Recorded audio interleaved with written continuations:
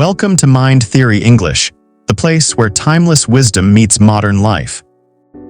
If you're ready to master your mindset, build better habits, unlock your true potential, and transform the way you think, you're in the right place. Every week, we bring you powerful audiobook summaries, life-changing psychology, success principles, and practical lessons from the world's greatest authors, all designed to help you grow smarter, stronger, and more confident. So find a quiet place, take a deep breath, and let's begin today's journey toward a better version of yourself. The Art of Letting Go, Free Your Mind and Heal Emotionally, Part 1, The Invisible Weight You Carry.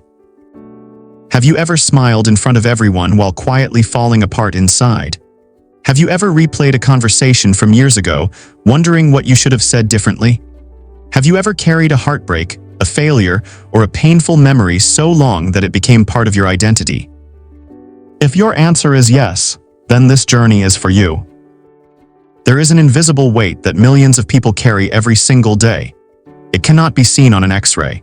It doesn't appear in a blood test, yet it affects every decision, every relationship, every dream, and every quiet moment when the world finally goes silent. It is the weight of holding on. Holding on to regrets. Holding on to guilt. Holding on to anger. Holding on to disappointment. Holding on to people who have already walked away. Holding on to a version of yourself that no longer exists. Many people believe that strength means never letting go. They think that holding on proves loyalty, resilience, or love. But sometimes the strongest thing a person can do is release what no longer serves them. Imagine carrying a backpack filled with rocks. At first, each rock seems manageable. One represents a broken promise. Another holds the memory of a painful goodbye. A third contains the fear of failing again. Then comes rejection, betrayal, embarrassment, loneliness, and self-doubt. Each experience adds another stone. At first, the weight hardly seems noticeable. You continue walking through life, convincing yourself that you're fine. But as the years pass, the backpack grows heavier. You begin moving more slowly. Opportunities seem harder to reach. Relationships become exhausting. Even moments of happiness feel temporary because the weight is always there, pulling you back. The tragedy is that most people never stop to ask a simple question. Why am I still carrying these rocks? Instead, they assume life is supposed to feel heavy. But life was never meant to be lived under the weight of yesterday. Think about a child playing in a park. A child laughs with complete freedom. If they fall, they cry for a few moments, then stand up and run again as though nothing happened. Adults rarely do that. Adults collect every emotional bruise. Every criticism becomes evidence that they are not enough. Every failure becomes proof that they should stop trying. Every rejection becomes a story they repeat for years. Somewhere along the journey, we stop experiencing life and start storing it. We become emotional collectors. We collect painful words. We collect broken dreams. We collect disappointments. We collect the opinions of strangers. We collect impossible expectations. And eventually, our minds become crowded museums filled with memories we never wanted to keep. The strange thing is that most of these memories no longer have power on their own. We give them power. Imagine watching an old movie you've seen 100 times. The ending never changes. Yet every time you replay it, you experience the same emotions all over again. That is exactly what the mind does. It becomes addicted to familiar pain. Not because pain feels good, but because pain feels familiar. The human brain is designed to protect you from danger. It constantly searches for patterns. If something hurt you once, your brain remembers it so it can prevent it from happening again. This survival mechanism once protected our ancestors from predators. Today, it often traps us inside our own thoughts.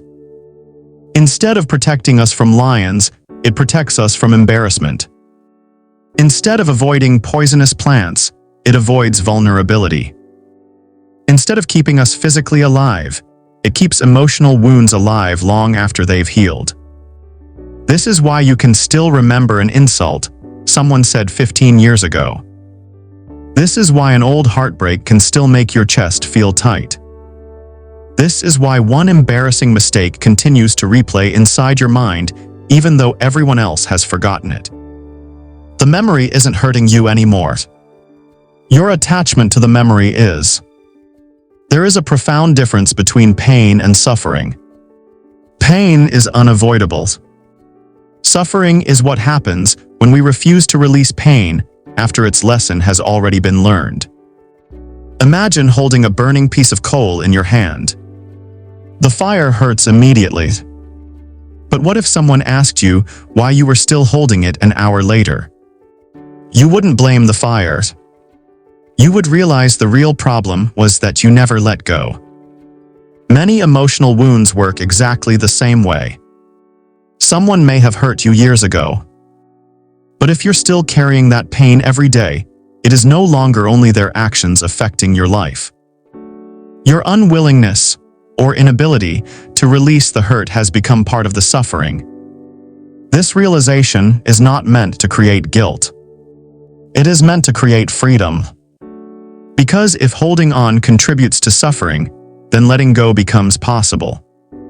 The greatest prison in life rarely has bars. It is built from thoughts.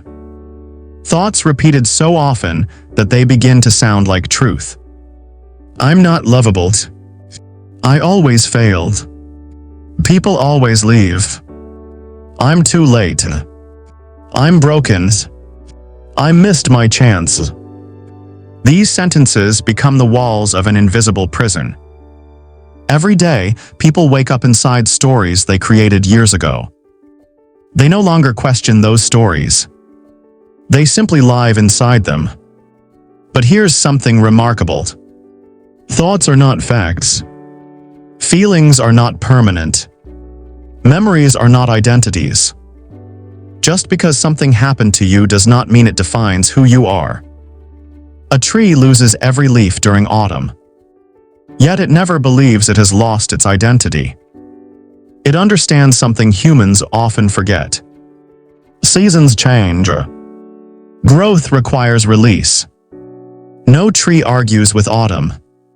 No flower resists winter. No river clings to yesterday's water. Nature teaches letting go every single day. Only humans insist on carrying every season forever. What if the reason you feel exhausted isn't because life is difficult? What if it's because you're carrying years of emotional baggage that no longer belongs to you? Imagine waking up tomorrow with every unnecessary burden removed. The resentment disappears. The guilt softens. The fear loses its grip. The regrets become lessons instead of chains. How would you walk? How would you speak? How would you love? How would you dream? Perhaps you would discover that you were never too weak. You were simply carrying too much. Many people wait for life to become easier. But peace doesn't arrive because circumstances improve. Peace arrives when your relationship with those circumstances changes. A storm can destroy one person's home while inspiring another person to rebuild stronger. The difference isn't the storm. It's the perspective. Perspective is one of the greatest forms of freedom because it reminds us that while we cannot always choose what happens, we can gradually choose what it means.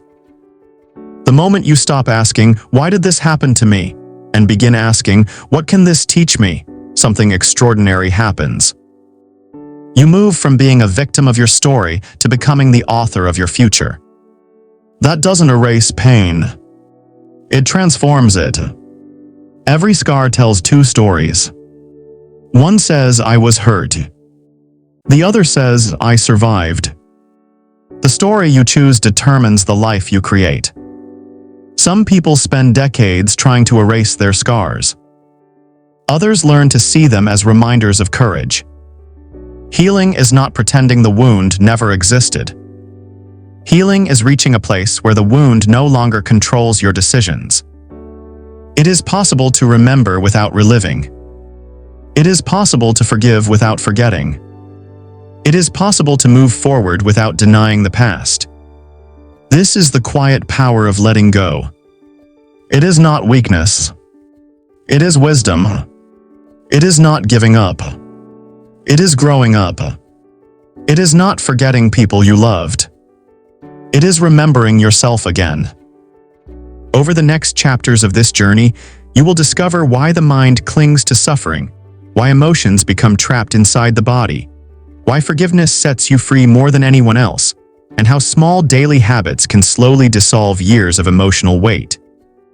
You will learn that healing isn't a single breakthrough. It is thousands of tiny decisions made every day. The decision to breathe instead of panic.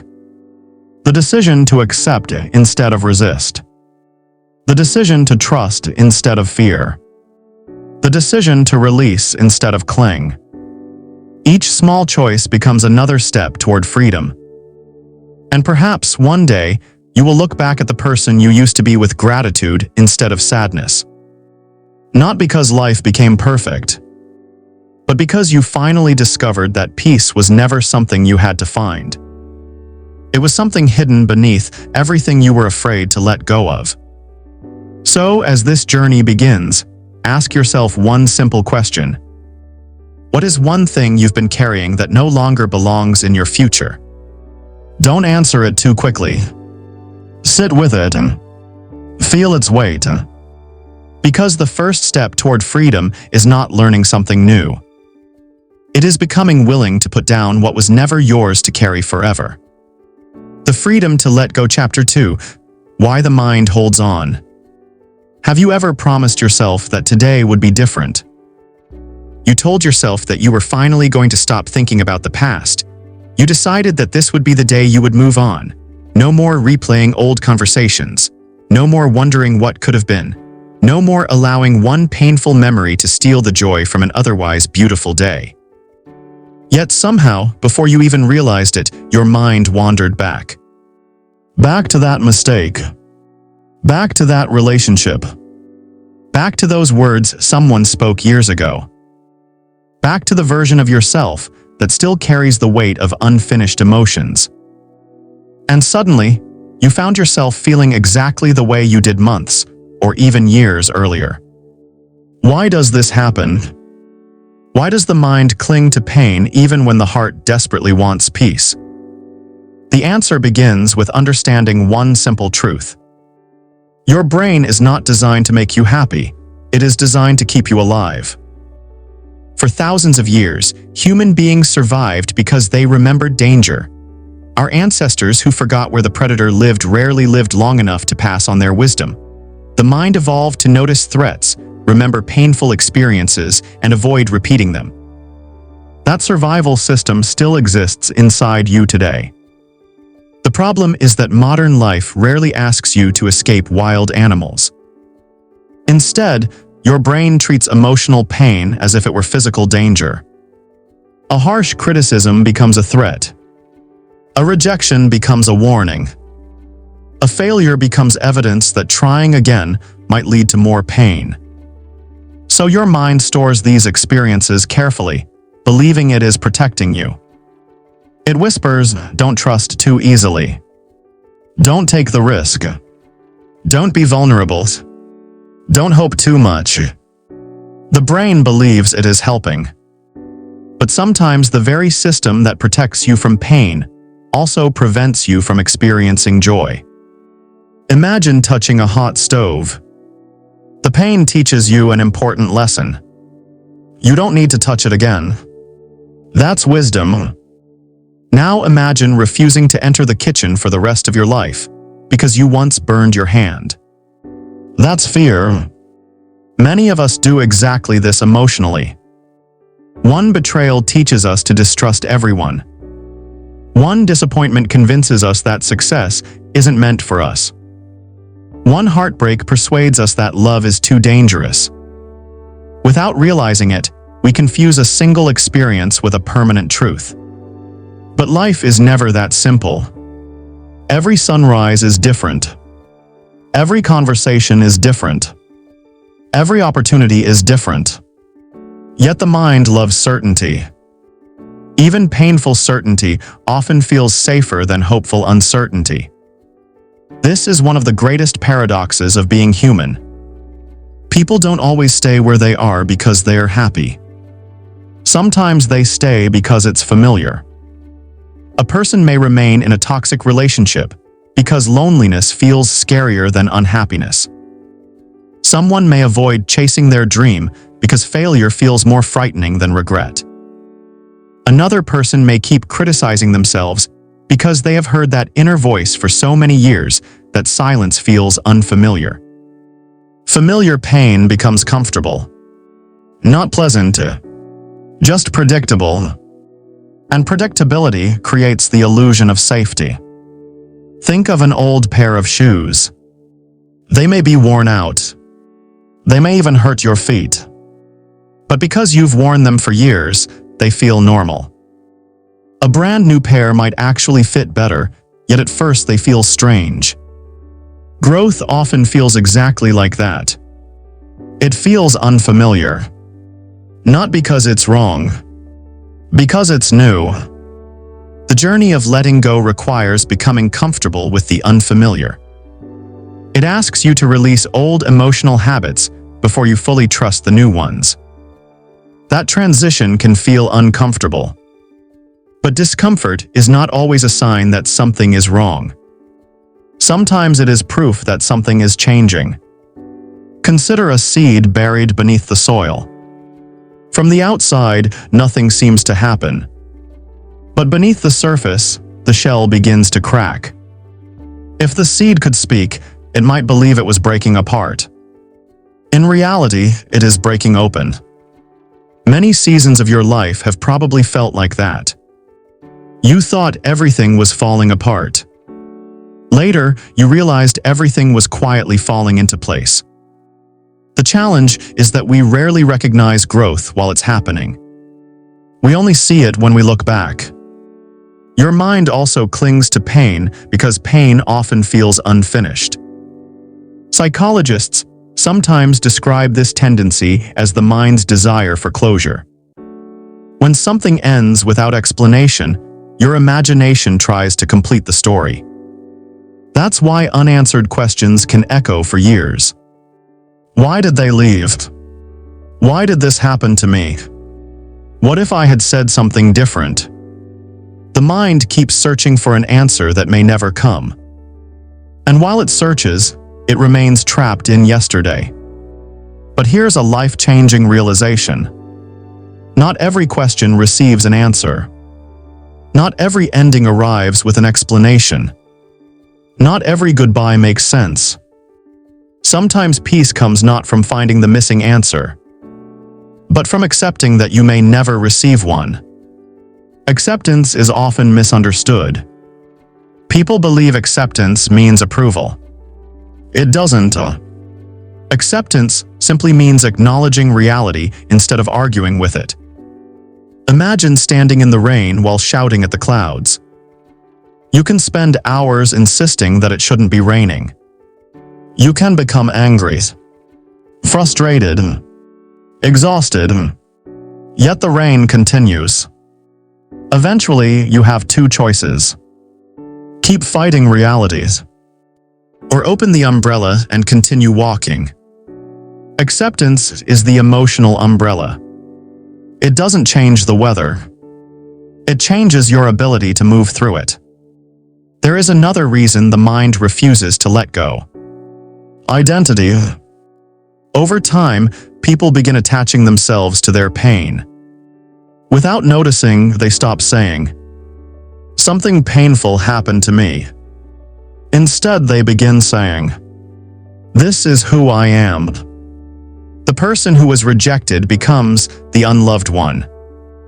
The entrepreneur who failed becomes the unsuccessful one. The child who wasn't encouraged becomes the one who never measures up. Identity is powerful because whatever you repeatedly call yourself becomes the lens through which you interpret the world. If you believe you're unlucky, every setback confirms it. If you believe you're resilient, every obstacle becomes another opportunity to prove yourself right. Your identity quietly shapes your future. So ask yourself, who would I become if I stopped introducing myself through my wounds? Would you become more courageous, more peaceful, more hopeful? Perhaps the greatest act of letting go is not releasing the past. It's releasing the version of yourself that was created by the past. There is a beautiful image in nature that reminds us of this truth. Every year, forests shed millions of leaves. The trees don't panic. They don't cling to every branch. They trust the seasons. Because they understand something extraordinary. Holding on to dead leaves prevents new growth. Your emotional life follows the same rhythm. Old resentment occupies space where compassion could grow. Old fear crowds out confidence. Old regret leaves little room for gratitude. The heart, like a forest, needs seasons of release. One practice can help you begin this process today. Tonight, before you go to bed, take a notebook. Write down 3 answers. What am I still carrying? What has this burden cost me? Who could I become if I finally released it? Don't worry about writing perfectly. Write honestly. Sometimes healing begins the moment hidden emotions are given a voice. Another simple exercise is this. Close your eyes for a moment. Imagine you're standing on a beach at sunrise. Each wave that reaches the shore represents one thought you've been holding onto. As the water gently retreats, imagine it carrying that thought back into the vast ocean. Not because the memory disappears, but because it no longer needs to live inside you every moment. Take a slow breath in, and an even slower breath out. Notice how your body feels when you imagine release instead of resistance. This is what emotional freedom begins to feel like. Not dramatic, not loud, quiet, gentle, steady, like the first rays of morning light after a long night. The truth is, your mind may continue bringing old memories to the surface from time to time. That doesn't mean you've failed. Healing isn't measured by whether painful thoughts ever return.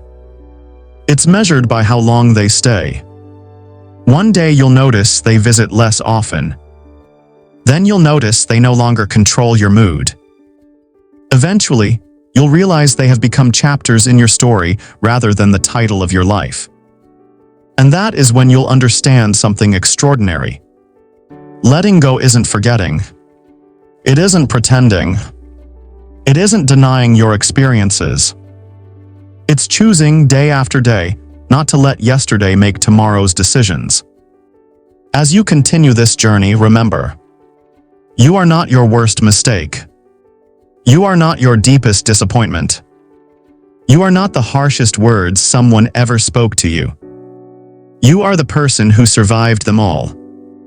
And survival is only the beginning. The next step is learning how to live, not as someone imprisoned by the past, but as someone inspired by the future. Because every sunrise carries the same quiet invitation.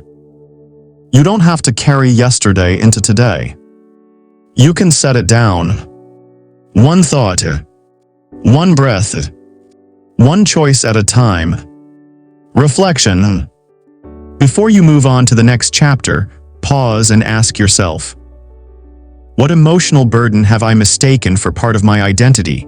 Which memory still influences the choices I make today? If I stopped defining myself by my past, what kind of person could I become? Those answers don't have to come immediately. Sometimes the most meaningful change begins with a single honest question. Chapter 3: The Stories That Keep Us Stuck.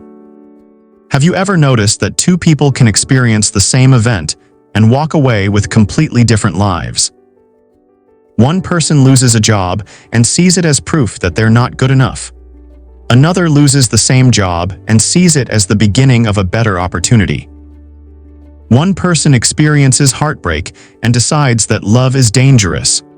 Another experiences heartbreak and learns how to love more wisely. The event is the same. The outcome is completely different. Why? Because our lives are shaped less by what happens to us and more by the stories we tell ourselves about what happened. Every human being is a storyteller. From the moment you wake up until the moment you fall asleep, your mind creates an ongoing narration about your life. Sometimes the story is hopeful. Today is a new beginning. Sometimes it's fearful. Something will probably go wrong. Sometimes it's encouraging. I can figure this out. And sometimes it's painfully limiting. This always happens to me. The most dangerous stories are not the ones you tell other people. They're the ones you tell yourself in silence. Because after hearing a story enough times, the mind stops treating it like an opinion.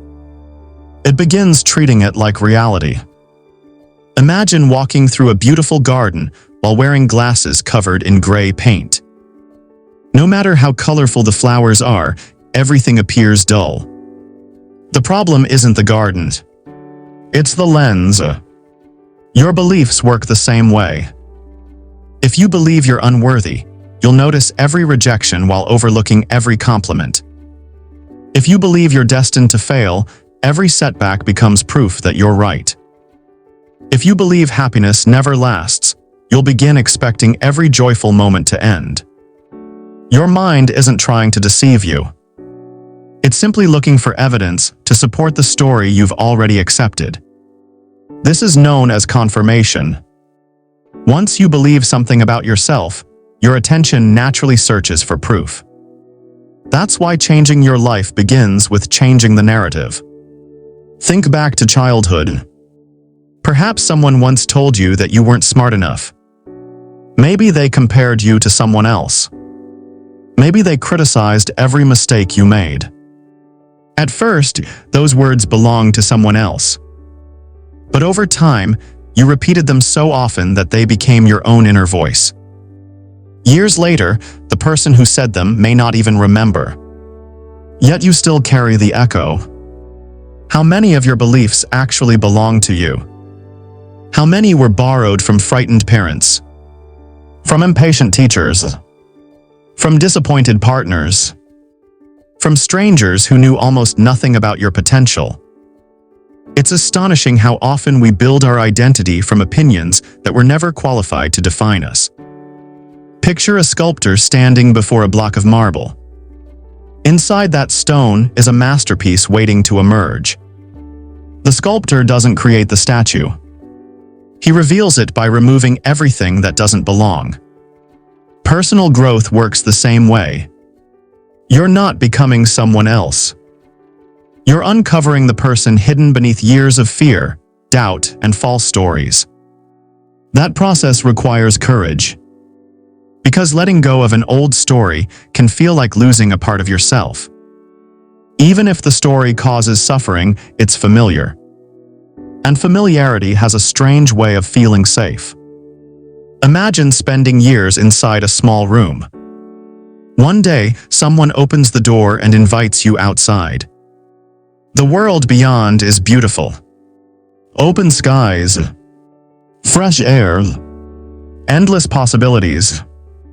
Yet instead of running toward freedom, you hesitate. Why? Because even a prison can become comfortable when you've lived there long enough. Many people remain trapped not because the door is locked, but because they no longer believe they deserve to leave. The stories we tell ourselves often become invisible walls. I'm too old to start over. I'm too young to be taken seriously. People like me don't succeed. It's too late. I've already missed my chance. Notice how absolute these statements sound. Always, never, everyone, no one. These words leave no room for possibility. Yet life is built on possibility. History is filled with people who rewrote the story others expected them to live.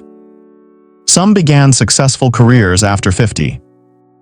Others found love after years of loneliness.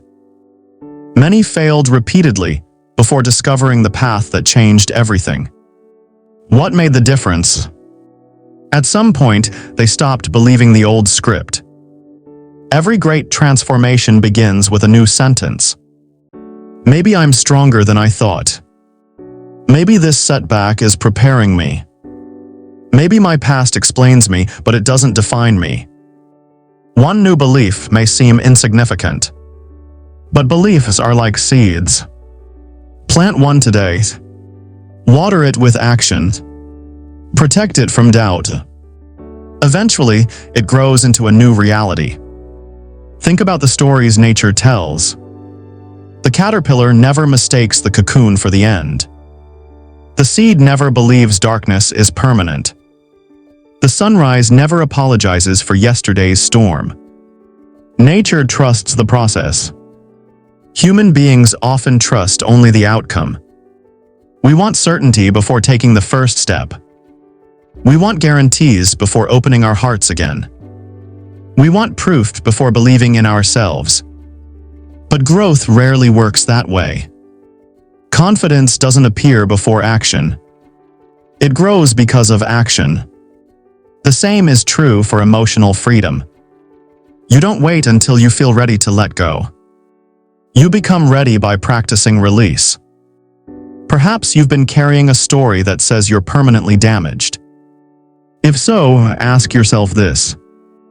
What evidence proves that story absolutely true? Now ask another question. What evidence have I ignored because it doesn't fit that story? Maybe you've shown incredible resilience. Maybe you've overcome challenges that once seemed impossible. Maybe you've comforted others while quietly carrying your own burdens. Those moments matter. They reveal another version of your story. One that deserves attention. Imagine reading a novel where the main character faces hardship in the first few chapters. Would you close the book and assume you already know the ending? Of course not. You'd keep reading because stories evolve. Your life deserves the same patience. Just because today feels difficult doesn't mean tomorrow will look the same. The chapter you're living is not the entire book. Sometimes we mistake a season for a lifetime. Winter convinces us spring will never arrive. But every season changes. Every storm passes. Every night eventually surrenders to morning. Your emotions are no different. There will be days when old memories return. Days when fear speaks louder than hope. Days when you question your progress. Don't confuse those moments with failure. Healing isn't a straight road. It's more like climbing a mountain. Some days the path feels easy.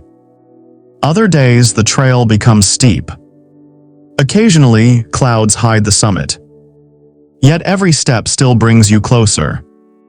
Progress is not measured by perfection. It's measured by persistence. Tonight, try a simple exercise. Take a sheet of paper and draw a line down the center. On the left side, write the story you've been telling yourself. For example, I'm not enough. People always leave. I always failed. On the right side, rewrite each statement as a more truthful and empowering perspective. Instead of, I always failed. Write, every mistake teaches me something valuable. Instead of, I'm not enough. Write, my worth isn't determined by one person's opinion. At first, these new statements may feel unfamiliar. That's okay. Remember the new pair of shoes.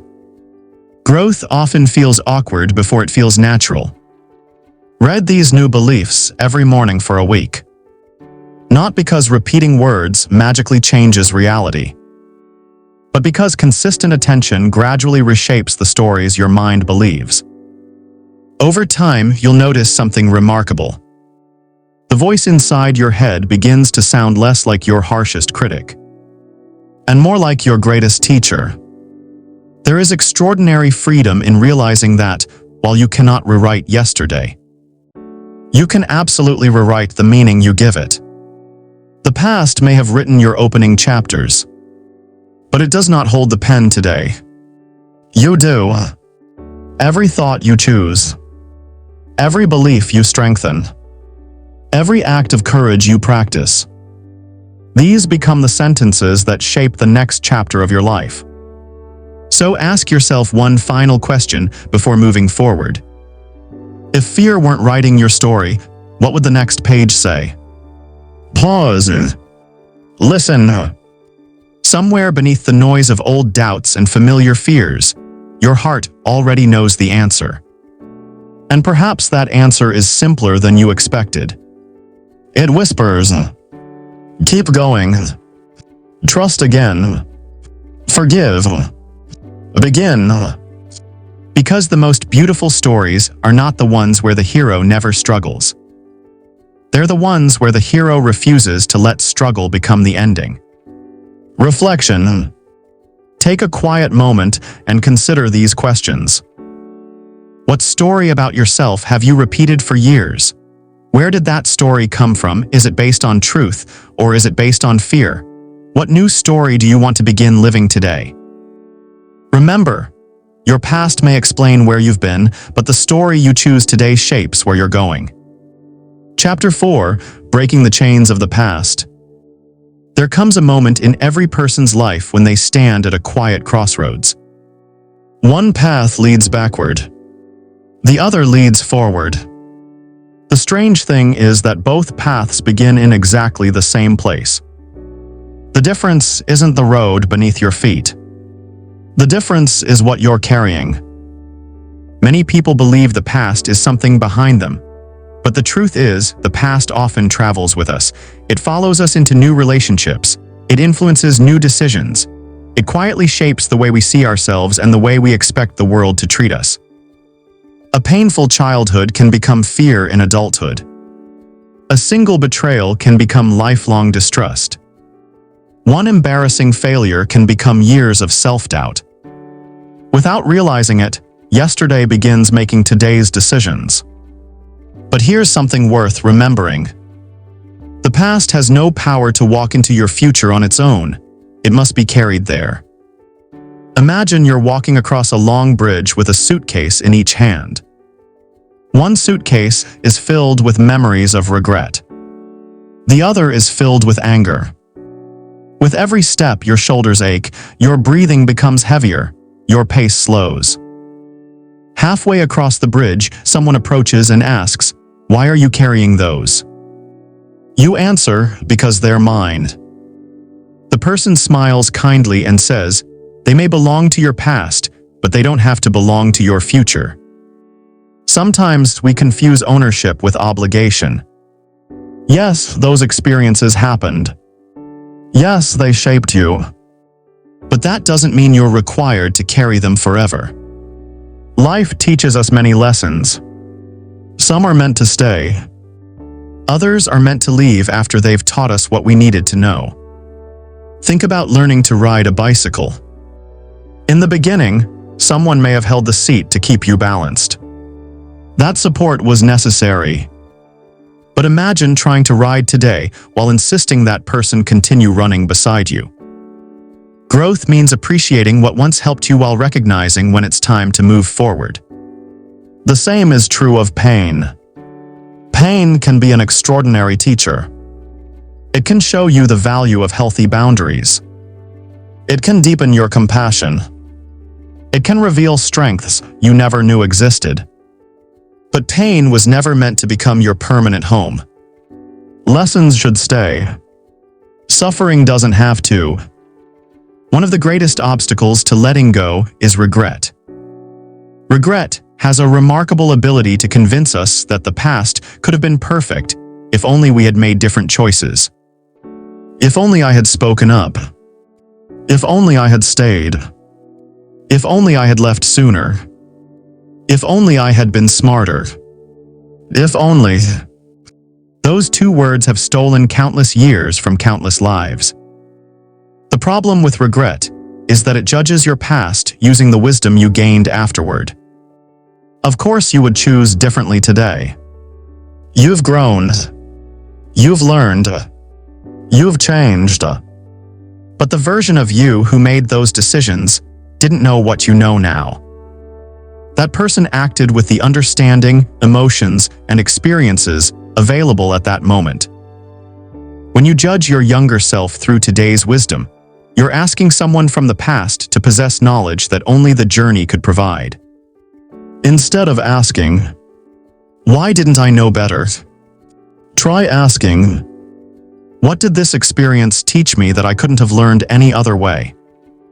That single question transforms regret into growth.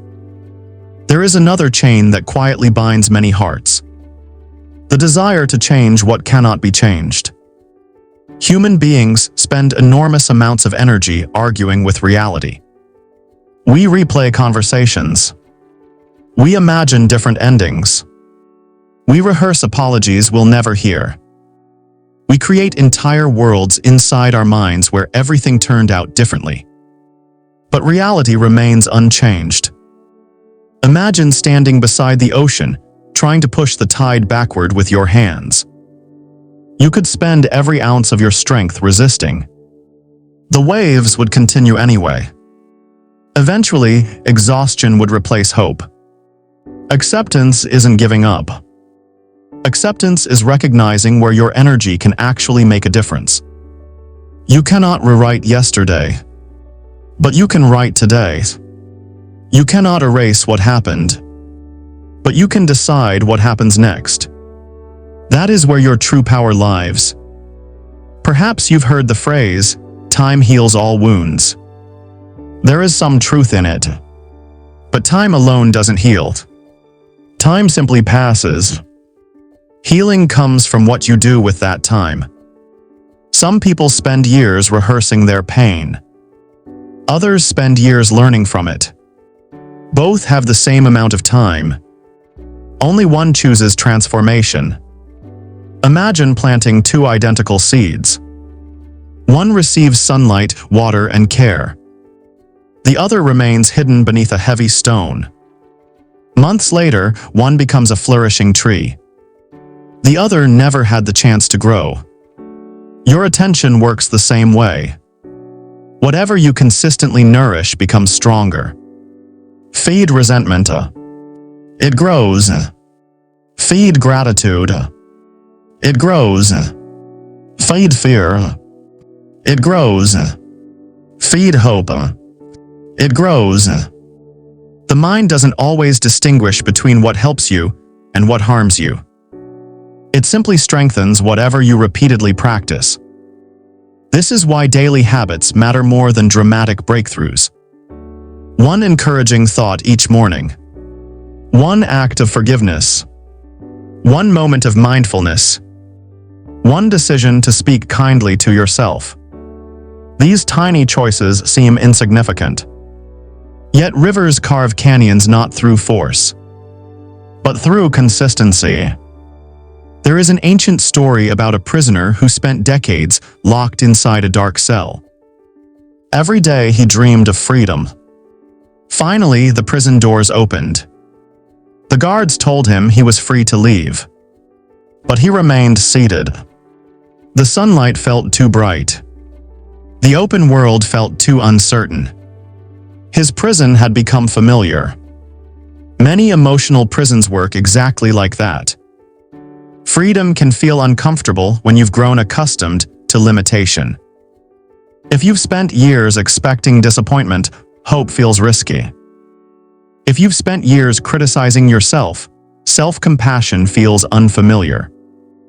If you've spent years carrying guilt, forgiveness almost feels undeserved. But unfamiliar doesn't mean impossible. It simply means you're entering new territory. The first step into freedom often feels uncertain. Take it anyway. One practical exercise can begin today. Find a quiet place where you won't be interrupted. Close your eyes and take a slow breath. Now imagine meeting the version of yourself from 5 years ago. Notice their expression. Notice the burdens they're carrying. Perhaps they look tired. Perhaps they're frightened. Perhaps they're doing the best they can. Now imagine placing a hand gently on their shoulder. Instead of criticizing them, thank them. Thank them for surviving. Thank them for continuing even when life felt overwhelming. Thank them for making choices with the understanding they had. Then quietly say, "I've got it from here. You don't have to carry this anymore. You can rest now." Many people spend years wishing they could return to the past and change it. Perhaps what your past self truly needs isn't correction. Perhaps they simply need compassion. Because healing doesn't happen when you become your own harshest judge. Healing begins when you become your own safest place. As you continue this journey, remember something extraordinary. The strongest trees are not the ones that never faced storms. They are the ones whose roots grew deeper because of them. Your struggles have shaped you. They have strengthened qualities that comfort never could. Patience, empathy, courage, resilience. These gifts often arrive disguised as difficulties. One day you'll look back and realize that some of the experiences you wished had never happened became the very experiences that taught you how to live with greater wisdom. That doesn't mean the pain was good. It means you refused to let the pain have the final word. Before this chapter ends, pause for one final reflection. Imagine your future self meeting you 10 years from today. They're peaceful, confident, emotionally free. They smile warmly and ask you one question. What are you still carrying that I no longer need? Sit quietly with that question. Don't rush the answer. Sometimes the heart speaks softly. And when it does, it often reveals the one burden you've been ready to release all along. Because the chains of the past are rarely broken in one dramatic moment. They loosen through countless small acts of courage. One forgiving thought. One honest conversation. One deep breath. One new beginning. And every time you choose growth over regret, presence over rumination, hope over fear, you take another step toward becoming the person you were always capable of being. Not because your past disappeared, but because it finally found its proper place. Behind you instead of within you. Reflection exercise. Tonight, write down answers to these 3 questions. What memory have I been replaying that I can no longer change? What lesson can I keep while leaving the pain behind? What is one small action I can take tomorrow that reflects the person I'm becoming, rather than the person I used to be? Remember, emotional freedom isn't achieved in a single leap. It's built one intentional choice at a time. Chapter 5: Healing the Heart. Not every wound bleeds. Some wounds are invisible. They hide behind a confident smile, a busy schedule, or the simple phrase, "I'm fine." To the outside world, everything appears normal. You go to work, you answer messages, you laugh at the right moments, you keep moving. But inside, something still aches. Perhaps it was the loss of someone you loved. Perhaps it was a dream that quietly slipped away. Perhaps it was years of trying to become the person everyone expected you to be, while forgetting the person you truly were. The heart has a remarkable ability to protect itself. When pain becomes overwhelming, it builds walls. At first, those walls seem helpful. They keep disappointment out. They reduce the risk of being hurt again. They convince you that distance is the safest place to live. But walls don't know the difference between pain and love. They block both. The same wall that keeps out betrayal also keeps out connection. The same wall that protects you from rejection also prevents genuine belonging. One day you wake up feeling safe, but lonely, protected, but emotionally distant. This is the hidden cost of living with an unhealed heart. The difference between protection and healing. Imagine breaking your arm. You place it in a cast so it can recover. The cast serves an important purpose, but only for a season. If you wore that cast for 10 years, it would no longer protect you. It would weaken you. Many emotional defenses work the same way. Avoiding vulnerability after heartbreak may be necessary for a while. Taking time to heal after betrayal is healthy. Creating boundaries after being mistreated is wise. But eventually, healing asks something more of you. It asks you to trust again. Not blindly, not recklessly, but courageously. Healing isn't the absence of fear. It's the decision that fear will no longer make your choices. Your heart remembers more than your mind. Science has shown that powerful emotional experiences leave lasting impressions on both the brain and body. Have you ever walked into a place you hadn't visited in years and instantly remembered how you felt there? Or smelled a familiar scent that transported you back to childhood? Your mind stores memories. Your body stores emotions. That's why healing isn't only about changing your thoughts. It's also about creating new emotional experiences. Every time you choose peace instead of panic. Every time you respond with kindness instead of anger. Every time you forgive instead of holding resentment. You're teaching your nervous system something new. You're showing your heart that life doesn't always have to feel like survival. Stop fighting your feelings. Many people believe healing means never feeling sadness again. That's impossible. Healing doesn't eliminate emotion. It changes your relationship with emotion. Imagine standing beside the ocean. You don't try to stop the waves. You simply learn how to stand without being pulled under. Your emotions are like those waves. Joy comes. Fear comes. Hope comes. Grief comes. None of them stay forever. The problem begins when we label certain emotions as enemies. We tell ourselves, I shouldn't feel anxious. I shouldn't still be sad. I should be over this by now.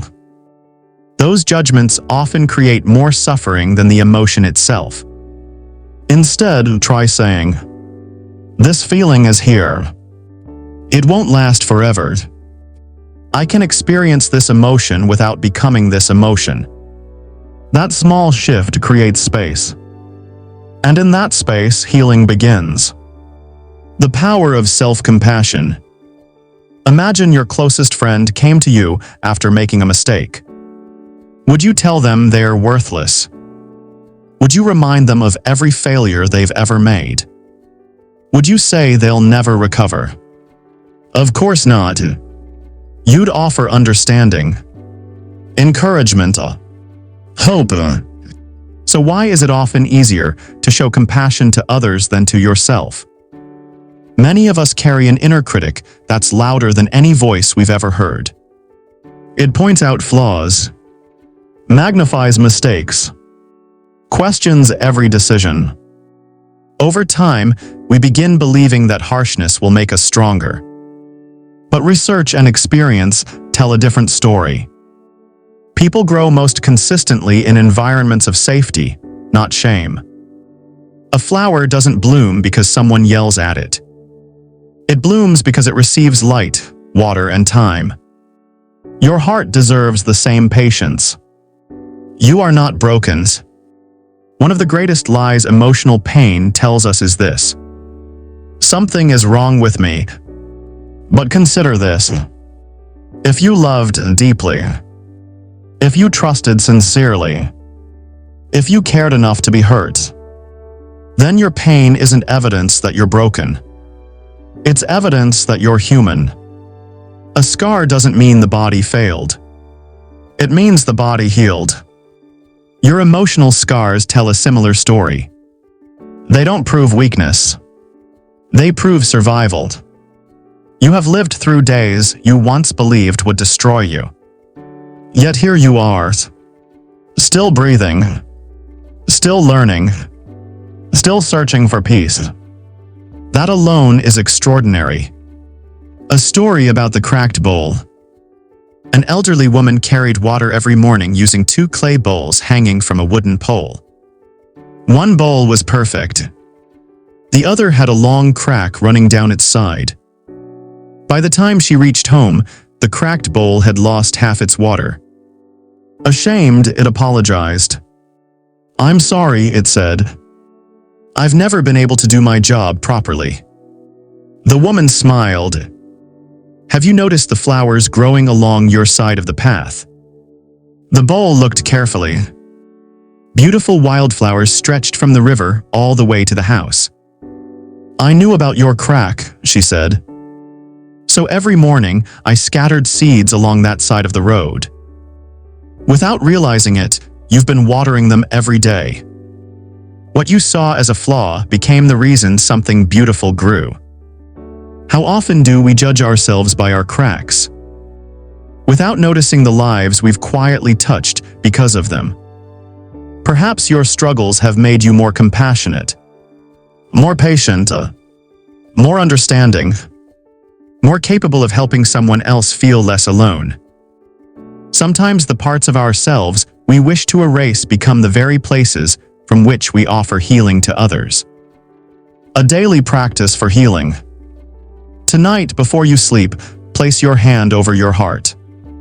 Take a slow breath in, then another. Quietly repeat these words. "I forgive myself for not knowing what I know today.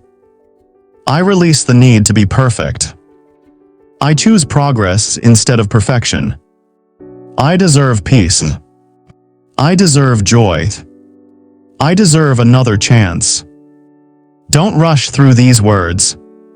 Feel them. Let them settle. You may not believe every sentence immediately. That's okay. Healing is not built on one perfect moment. It's built on thousands of gentle moments repeated with love. Your heart already knows the way. Deep inside you, beneath the fear, beneath the disappointment, beneath the noise, there is a quieter voice. It has been there all along. It doesn't shout. It whispers. It says, "Keep going. You're healing. You're stronger than you think. Don't give up now."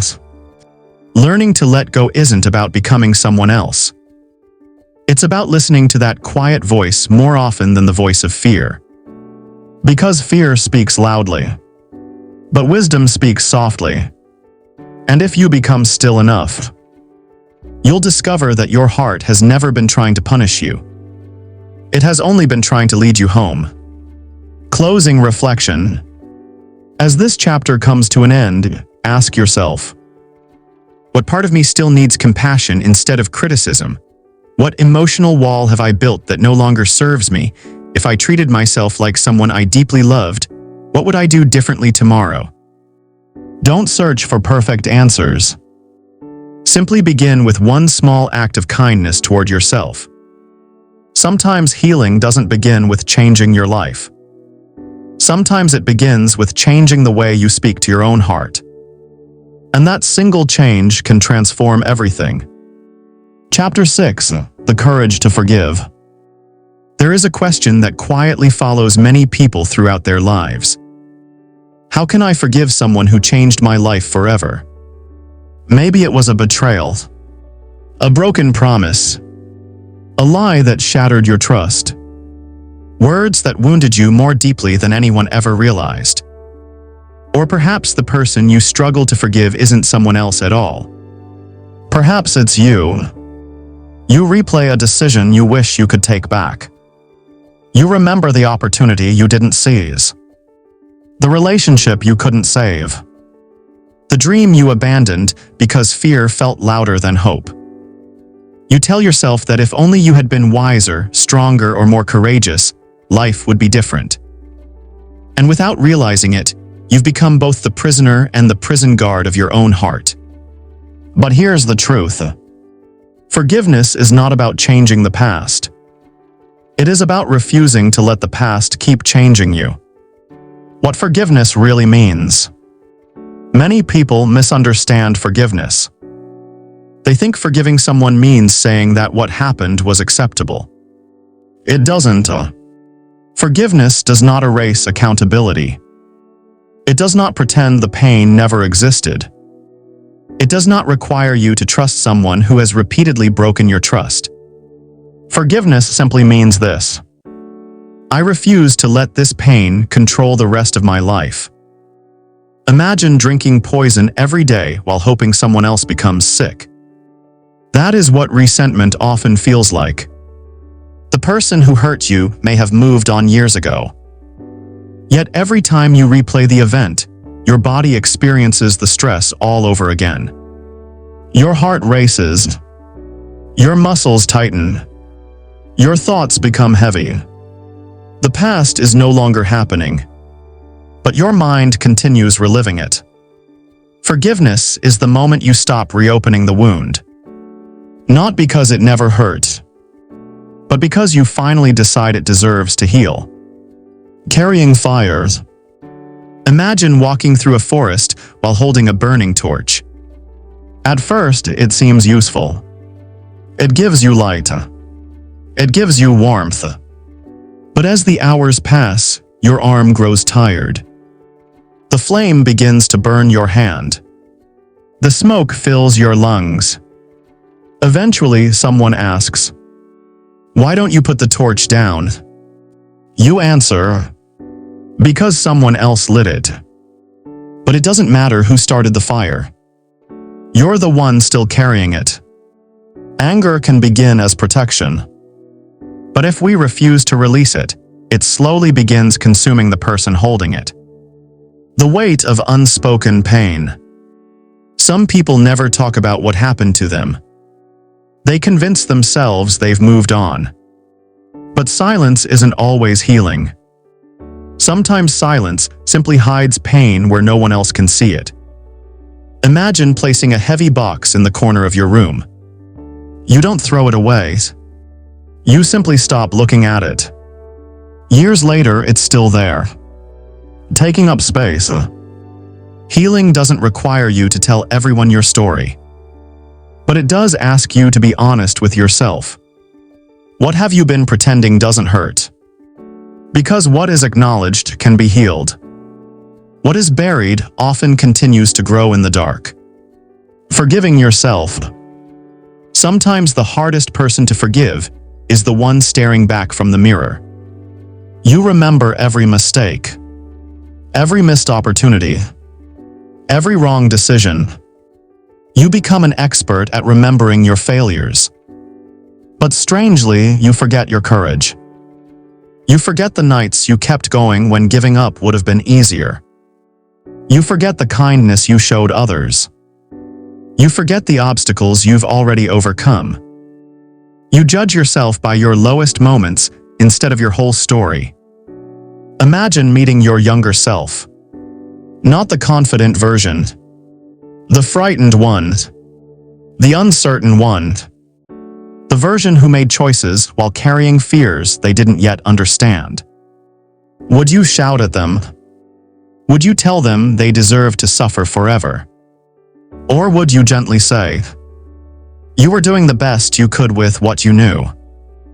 That sentence has the power to soften years of self-blame.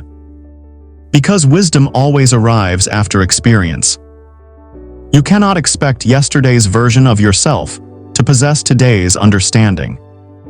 The garden of the heart. Picture your heart as a beautiful garden. Every act of kindness plants a flower. Every hopeful thought nurtures new life. But resentment is like allowing weeds to grow unchecked. The longer they're ignored, the more space they occupy. Eventually, they begin stealing sunlight from everything beautiful. Forgiveness is not pretending the weeds never existed. It's choosing to remove them so new life has room to grow. You don't forgive because the weeds deserve kindness. You forgive because your garden deserves peace. Boundaries are part of forgiveness. Forgiveness does not mean reopening every closed door. It does not mean returning to unhealthy situations. Sometimes love says, "I wish you well," and wisdom adds, "From a distance." Healthy boundaries are not walls built from anger. They are fences built from self-respect. You can release bitterness while still protecting your peace.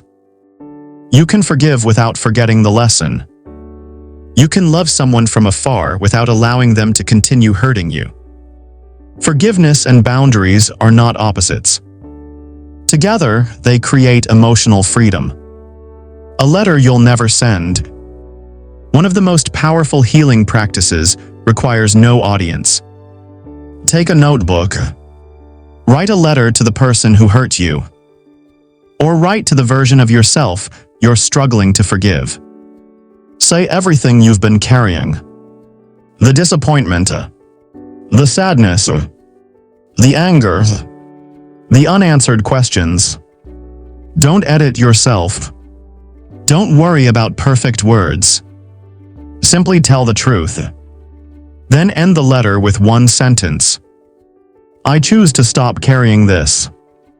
You don't have to mail the letter.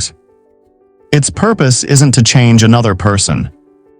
Its purpose is to change you. Sometimes the words we never speak aloud are the ones our hearts most need to hear. A story of two travelers. Two travelers crossed the same desert. Each carried a heavy stone. The first traveler clutched his stone tightly. "It's proof of what happened to me," he said. "I'll never let it go." The second traveler looked at his stone for a long time. Then he placed it gently on the ground. "A lesson doesn't have to remain a burden," he said. Years later, both travelers reached the same mountain. One was too exhausted to climb. The other reached the summit. The difference wasn't strength. It was what each person chose to carry. Life offers that same choice every day. Forgiveness is a daily decision. Many people expect forgiveness to happen all at once. But healing is rarely dramatic. Some mornings you'll wake up feeling peaceful. Other mornings, the old memories will return. That's normal. Each time they appear, gently remind yourself, I've already decided not to live there anymore. You don't need to win an argument with the past. You only need to stop giving it today's energy. Little by little, the memories lose their sharp edges. Not because they disappear, but because you've grown stronger than the pain they once carried.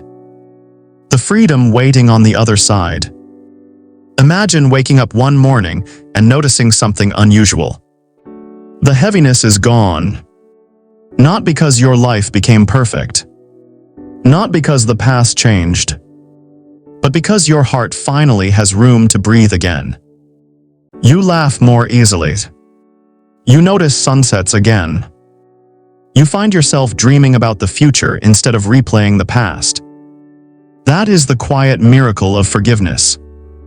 It doesn't erase history. It restores hope. And hope has always been stronger than fear. Reflection. Before ending this chapter, sit quietly for a moment and ask yourself, is there someone I've been waiting to change before I allow myself to heal? What anger has become heavier than the lesson it once carried? What would my life feel like if I chose peace over resentment? Remember, forgiveness is not saying, what happened was okay. It is saying, what happened will not define the rest of my life. That single decision is one of the greatest gifts you can ever give yourself. Chapter 7. Releasing Fear and Anxiety. Fear has a remarkable imagination. It has the ability to take a single uncertain moment and transform it into an entire story of disaster. Before anything has happened, fear has already convinced you that you've failed. It whispers that the opportunity will disappear, that people will reject you, that things will never work out, and that you're not prepared for what lies ahead. The strange thing is that fear often feels incredibly convincing. Not because it's always true, but because it speaks with confidence. Imagine walking through a forest just before sunset. The light begins to fade, and in the distance, you notice what looks like a dangerous figure standing between the trees. Your heart races. Your breathing becomes shallow. Every instinct tells you to run. Then, as you move closer, you discover it isn't a person at all. It's an old tree. Nothing changed except your perspective. The fear was real. The danger wasn't. Our minds create similar illusions every day. We imagine conversations that never happen. We expect failures that never arrive. We prepare for rejection that exists only inside our thoughts. And while these imagined events remain in the future, our bodies respond as though they're happening right now. Our heart beats faster.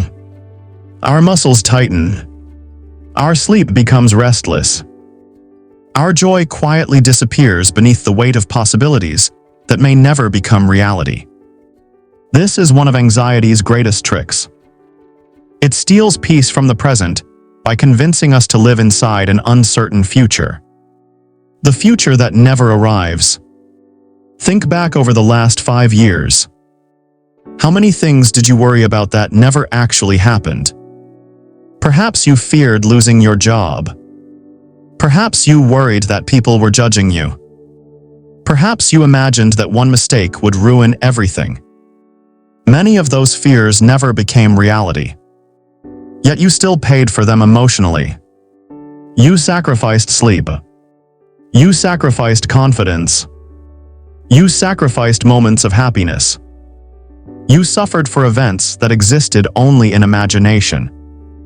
Mark Twain is often credited with saying, "I've had a lot of worries in my life, most of which never happened."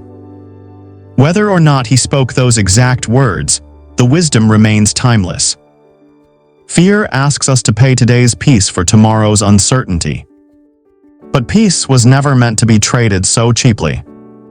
Your brain doesn't know the difference. Close your eyes for a moment. Imagine biting into a fresh lemon. Picture its bright yellow skin. Imagine slicing it open. See the juice dripping onto your fingers. Now imagine taking a large bite. Notice what happened. Many people begin salivating. Their mouth reacts even though there isn't a real lemon in the room. Your body responds to imagination almost as strongly as it responds to reality. This explains why anxious thoughts feel so powerful. The brain doesn't always distinguish between a genuine threat and an imagined one.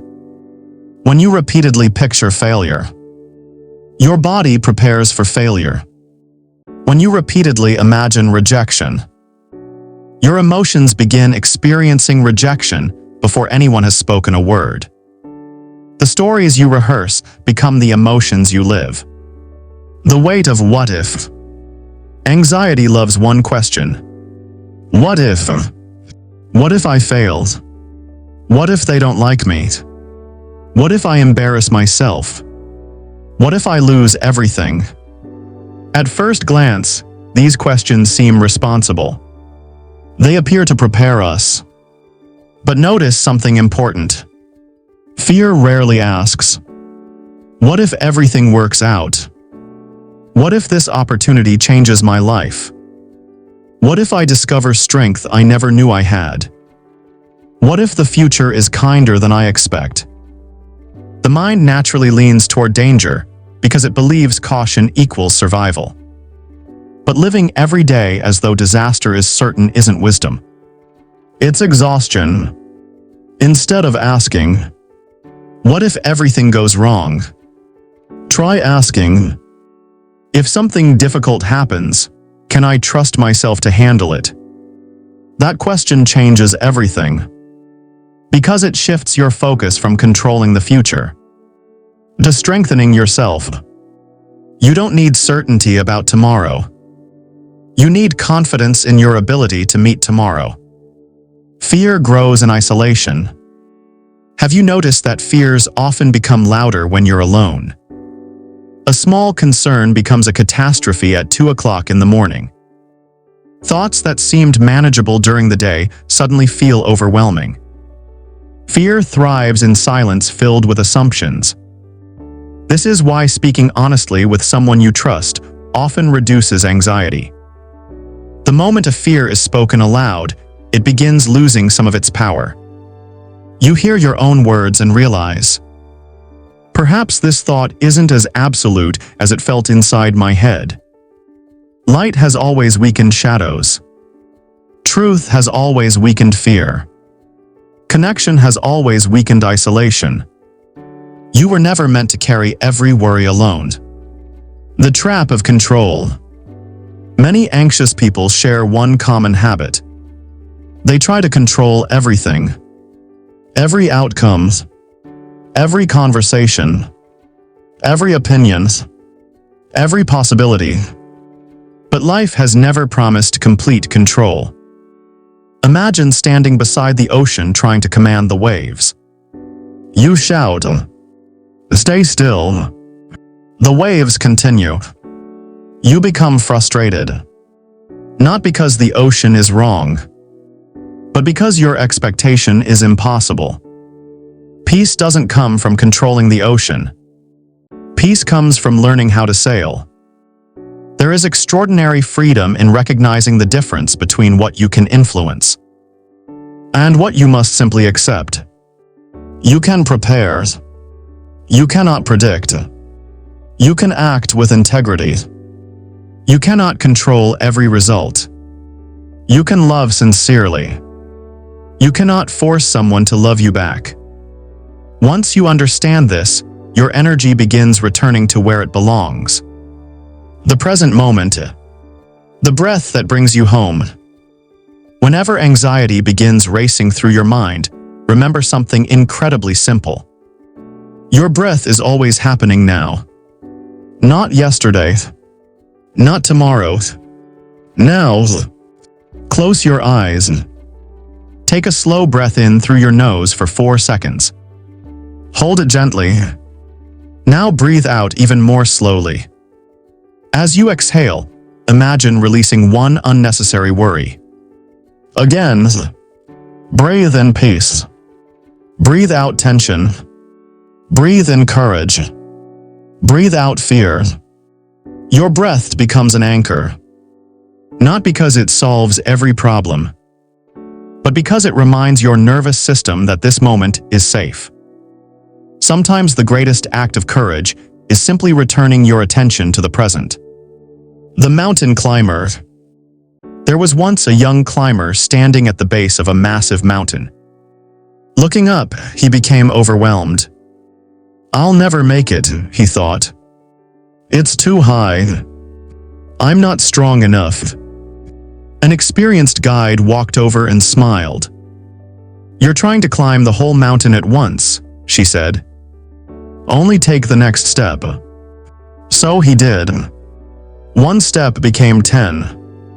10 became 100. Hours later, he reached the summit. The mountain hadn't become smaller. He had simply stopped trying to carry tomorrow's climb today. Life works the same way. Anxiety asks you to solve your entire future before you've even finished today. Wisdom reminds you that today's step is enough. A new relationship with fear. Perhaps the goal isn't to eliminate fear completely. Perhaps the goal is to stop allowing fear to become your leader. Imagine fear sitting beside you in a car. It may offer opinions. It may point out risks. It may even speak loudly at times. But it doesn't belong in the driver's seat. Your values belong there. Your courage belongs there. Your hope belongs there. Fear can come along for the ride. It simply doesn't get to choose the destination. The freedom of trust. At its deepest level, anxiety is often a struggle with trust.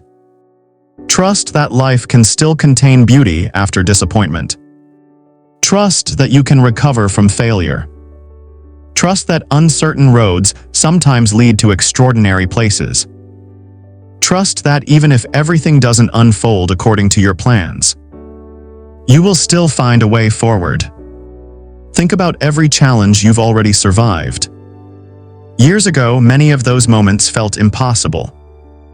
Yet somehow you found strength you didn't know existed. What if the future holds more of that hidden strength? What if tomorrow's version of you is already capable of handling tomorrow's challenges?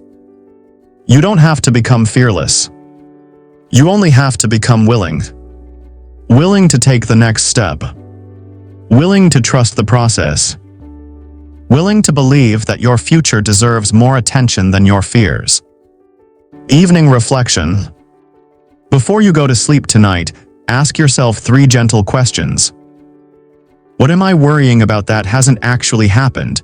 What part of this situation can I influence? What can I peacefully release because it is beyond my control? Write your answers down. Then close the notebook. Let tomorrow carry tomorrow. Tonight belongs to rest. Closing thoughts. Fear will always knock on your door.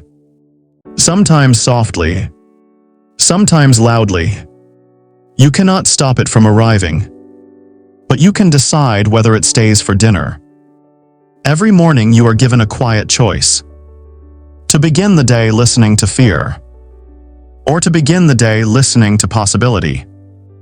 Choose possibility often enough, and one day you'll look back with amazement. Not because fear disappeared, but because it slowly stopped deciding how you lived.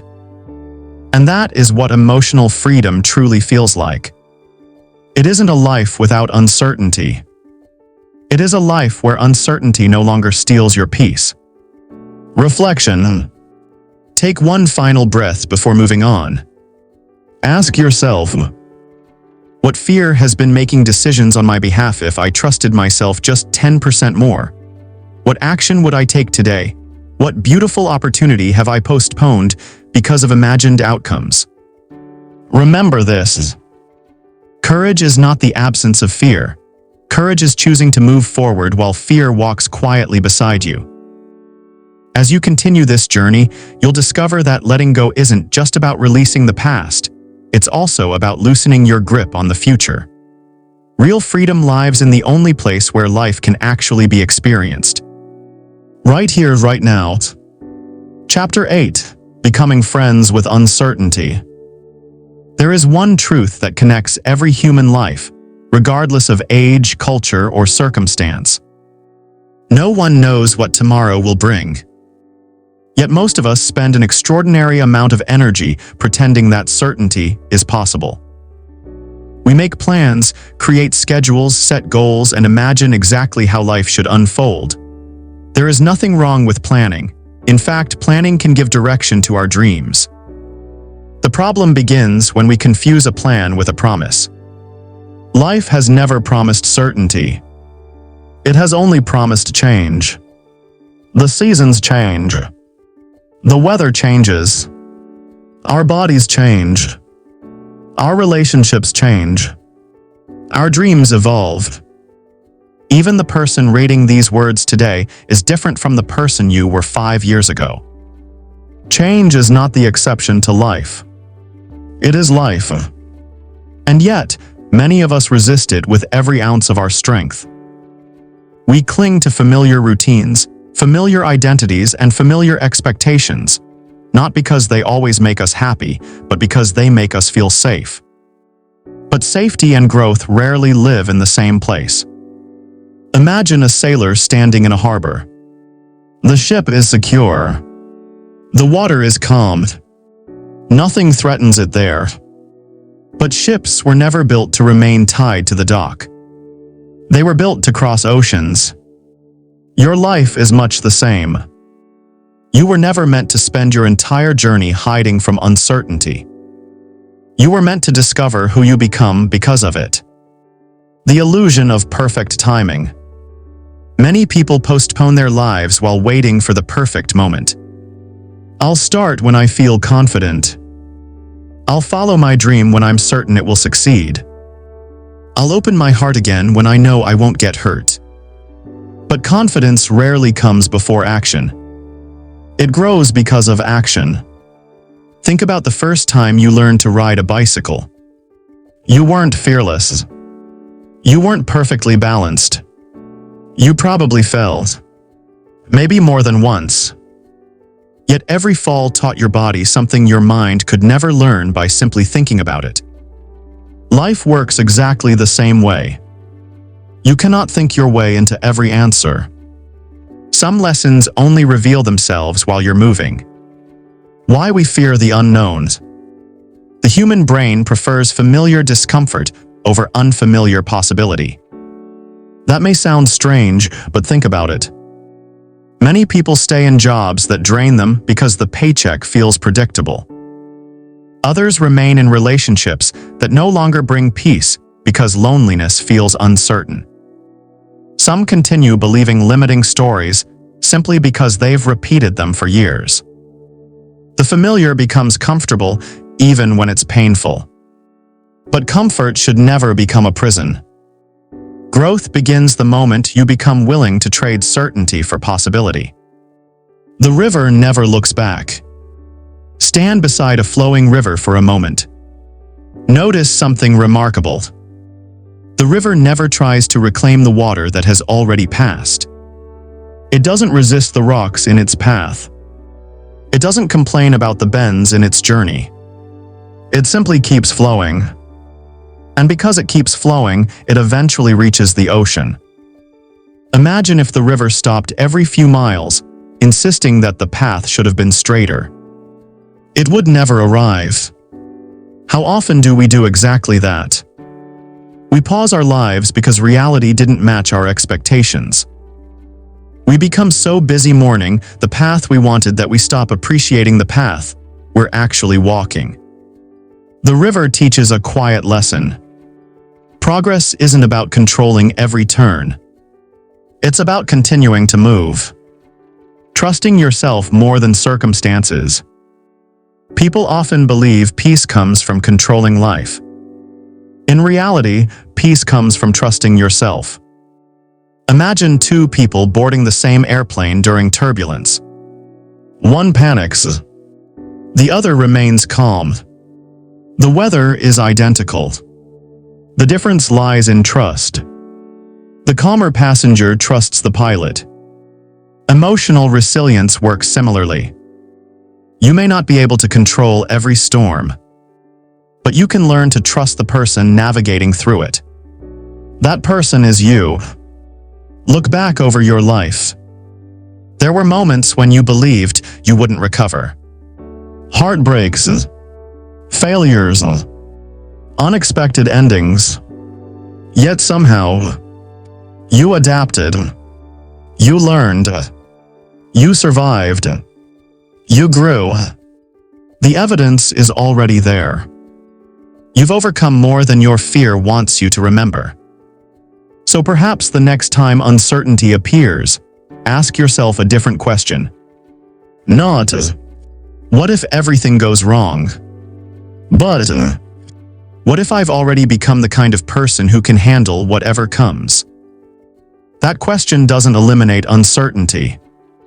It transforms your relationship with it. The gift hidden inside change. Every meaningful chapter of your life likely began with uncertainty.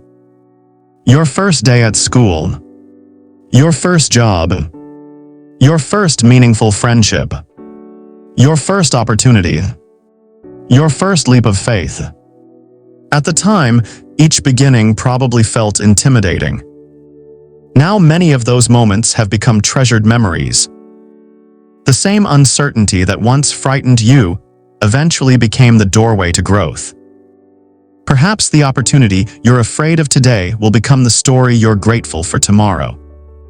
But you'll never know if fear makes every decision. Planting trees you may never sit under. There is an old proverb that says, "A society grows great when people plant trees whose shade they know they shall never sit in." There is deep wisdom in those words. Not every action brings immediate results. Some investments take years to bloom. Learning a new skill, building healthy habits, healing old wounds, strengthening relationships. At first, the progress is almost invisible. But beneath the surface, roots are quietly growing. Many people give up because they mistake invisible progress for no progress. Don't make that mistake. Just because change is slow doesn't mean it isn't happening. A conversation with tomorrow. Imagine meeting yourself 10 years from now. This future version of you looks peaceful. Not because life became perfect, but because they learned to stop demanding certainty. You ask them, "What's the secret?" They smile and answer, "I stopped waiting until I knew every answer. I took the next step anyway. Life met me on the path." Isn't that interesting? Life often reveals the next step only after we take the current one. We want the entire map. Life usually hands us only the next mile. And somehow, that's enough. The practice of letting life surprise you. Try something simple this week. Leave a little space in your schedule. Take a different route home. Start a conversation with someone new. Read a book outside your usual interests. Watch the sunrise instead of checking your phone. Allow yourself to experience something you didn't plan. These tiny moments teach your mind an important lesson. Not every surprise is a threat. Some surprises become beautiful memories. Some unexpected conversations become lifelong friendships. Some closed doors quietly redirect you toward opportunities you never imagined. Life has a way of introducing blessings disguised as detours. A forest after the fire. In nature, certain forests depend on fire. At first glance, the flames seem destructive. Trees fall. Leaves disappear. The landscape changes completely. Yet beneath the ash, something remarkable begins to happen. Seeds that could not open under ordinary conditions finally break free. New growth appears. Fresh life emerges. What looked like an ending quietly became a beginning. There are seasons in our lives that feel exactly like that. Dreams fall apart. Plans change. Relationships end. We believe everything has been lost. Then, months or years later, we realize that those difficult seasons prepared the ground for a stronger version of ourselves. Not every ending is punishment. Sometimes it's preparation. Choosing curiosity over fear. The next time uncertainty enters your life, try replacing fear with curiosity. Instead of asking, "Why is this happening to me?" ask, "What might this experience teach me?" Instead of saying, "Everything is falling apart," consider, "Perhaps something new is coming together." Curiosity opens doors that fear keeps locked. It reminds you that uncertainty doesn't always mean danger. Sometimes it simply means you're standing at the edge of a new chapter. Evening reflection. Before you sleep tonight, spend a few quiet moments reflecting on these questions. What uncertainty am I resisting today? If I stopped demanding perfect certainty, what first step would I take? What past uncertainty eventually became one of the greatest blessings of my life? Write your answers without judging them. You may discover that your life has been preparing you for this moment all along. Closing thoughts. The greatest adventures rarely begin with guarantees. They begin with courage. A single step. A quiet decision. A willingness to trust that you don't need to see the entire staircase to begin climbing. The future will always contain unknowns. That isn't something to fear. It's something to respect. Because hidden inside every unknown possibility is the chance to become someone wiser, kinder, stronger, and more alive than you are today. When you stop fighting uncertainty, you make room for wonder. And wonder has always been one of life's greatest teachers. So as you move forward, remember this simple truth. You don't need certainty to move forward. You only need enough courage to take the next step. One day, you'll look back and realize that the path you feared most became the journey that revealed your greatest strength. Reflection. Take one final deep breath and ask yourself, what opportunity have I been postponing while waiting for certainty? What if the unknown is not my enemy, but my teacher? What small, courageous step can I take today? Remember, life is not a puzzle to solve before you begin living it. It's a journey that reveals itself one step, one lesson, and one moment of courage at a time. Chapter 9. Living fully in the present. There is a quiet place where peace has always existed. It isn't hidden on the top of a mountain. It isn't waiting inside a larger house, a better job, or a bigger bank account. It isn't something that appears only after every problem has been solved. It exists in a place we often overlook. The present moment. Yet for many people, the present is the one place they spend the least amount of time. Their body is here, but their mind is somewhere else. It wanders through memories that cannot be changed. It races toward futures that have not yet arrived. It rehearses conversations. It revisits regrets. It imagines worst-case scenarios. Meanwhile, life quietly continues without asking for permission. The sunrise appears. The wind moves through the trees. Someone smiles. A child laughs. A bird sings outside the window. But because the mind is somewhere else, these small miracles go unnoticed. The tragedy isn't that beauty disappears. The tragedy is that distraction keeps us from seeing it. Life is happening now. Imagine holding a camera. Wherever you point the lens becomes the picture you capture. Your attention works the same way. Whatever you consistently focus on becomes your experience of life. If your attention remains fixed on yesterday, you continue living yesterday. If your attention constantly chases tomorrow, you never fully experience today. Only the present allows you to truly live. Think about your happiest memories. Perhaps it was watching the ocean at sunset, laughing with someone you love, holding a newborn child, walking beneath a sky filled with stars. In those moments, you weren't thinking about your unfinished emails or worrying about next year's problems. You were completely present. That presence made ordinary moments unforgettable. The mind's endless race. The mind is an extraordinary tool. It can imagine, create, plan, solve, dream. But when left unchecked, it becomes like a restless traveler who never stays anywhere for long. It jumps from one thought to another. One worry becomes 5. 5 become 20. Before long, your thoughts begin moving faster than your ability to understand them. You feel overwhelmed. Not because life is moving too quickly. Because your attention is scattered. Imagine trying to read 10 books at the same time. You wouldn't understand any of them. Yet many people attempt exactly that with their thoughts.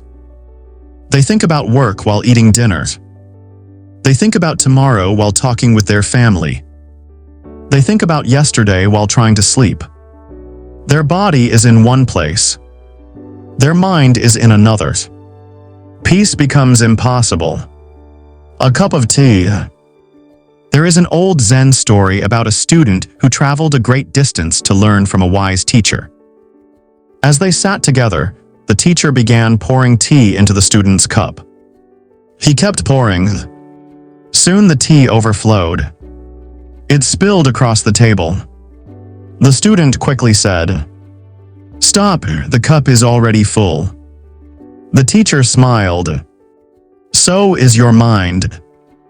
Until you empty it, nothing new can enter. How often do we fill our minds with endless noise? Notifications, news, opinions, regrets, predictions. We become so mentally crowded that we no longer hear our own wisdom. Sometimes the greatest act of self-care is creating space. Not to do more, but to notice more. The gift of ordinary moments. We often believe happiness will arrive after a major achievement. After the promotion, after buying the house, after reaching the goal. But life has a gentle way of reminding us that joy is usually found in much smaller places.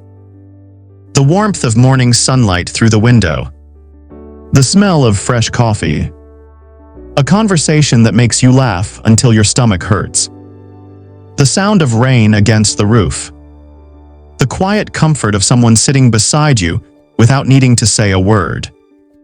These moments appear every day. The question is not whether they exist. The question is whether we're paying attention.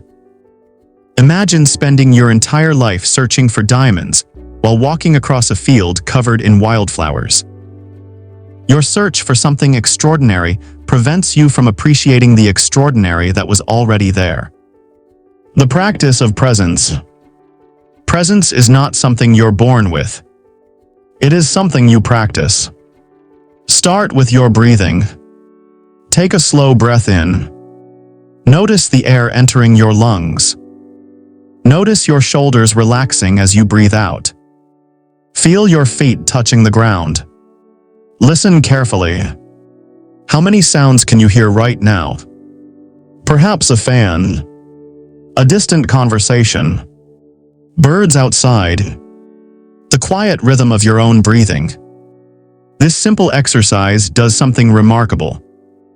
It gently invites your attention back home, back to where life is actually happening. One thing at a time.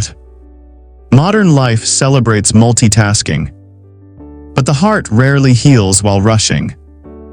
Imagine trying to water 10 plants using only a few drops for each one. None receive enough nourishment. Your attention works the same way. Instead of trying to do everything at once, practice doing one thing completely. When eating, just eat. Taste your food. Notice its texture. When walking, feel each step. Notice the breeze. When talking with someone, give them your full attention. Listen without planning your reply. Presence transforms ordinary experiences into meaningful ones. A walk through the forest. Picture yourself walking through a quiet forest early in the morning. Sunlight filters gently through the trees. Birds sing above you. Leaves move softly with the wind. You reach a beautiful clearing. But instead of noticing it, you're busy reading old text messages on your phone. You miss everything. How often do we do the same in life? The present offers beauty. The mind chooses distraction. Not because distraction is more valuable, because it's become a habit. The good news is this: habits can change. One mindful moment at a time. Gratitude brings you home. One of the simplest ways to return to the present is gratitude. Not gratitude for a perfect life. Gratitude for this moment.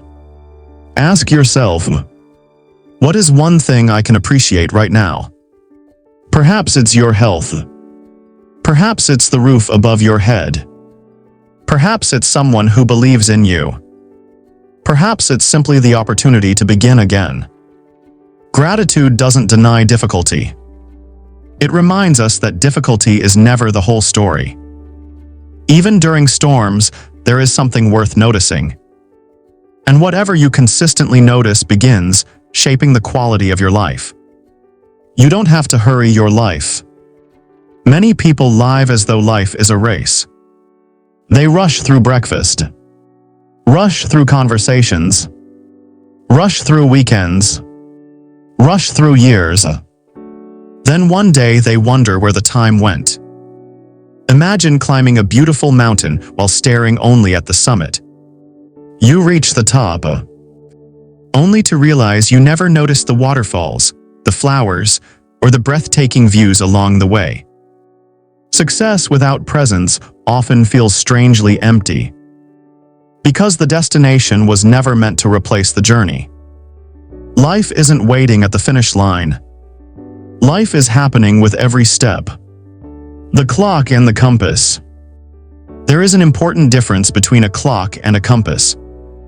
A clock tells you what time it is. A compass reminds you where you're going.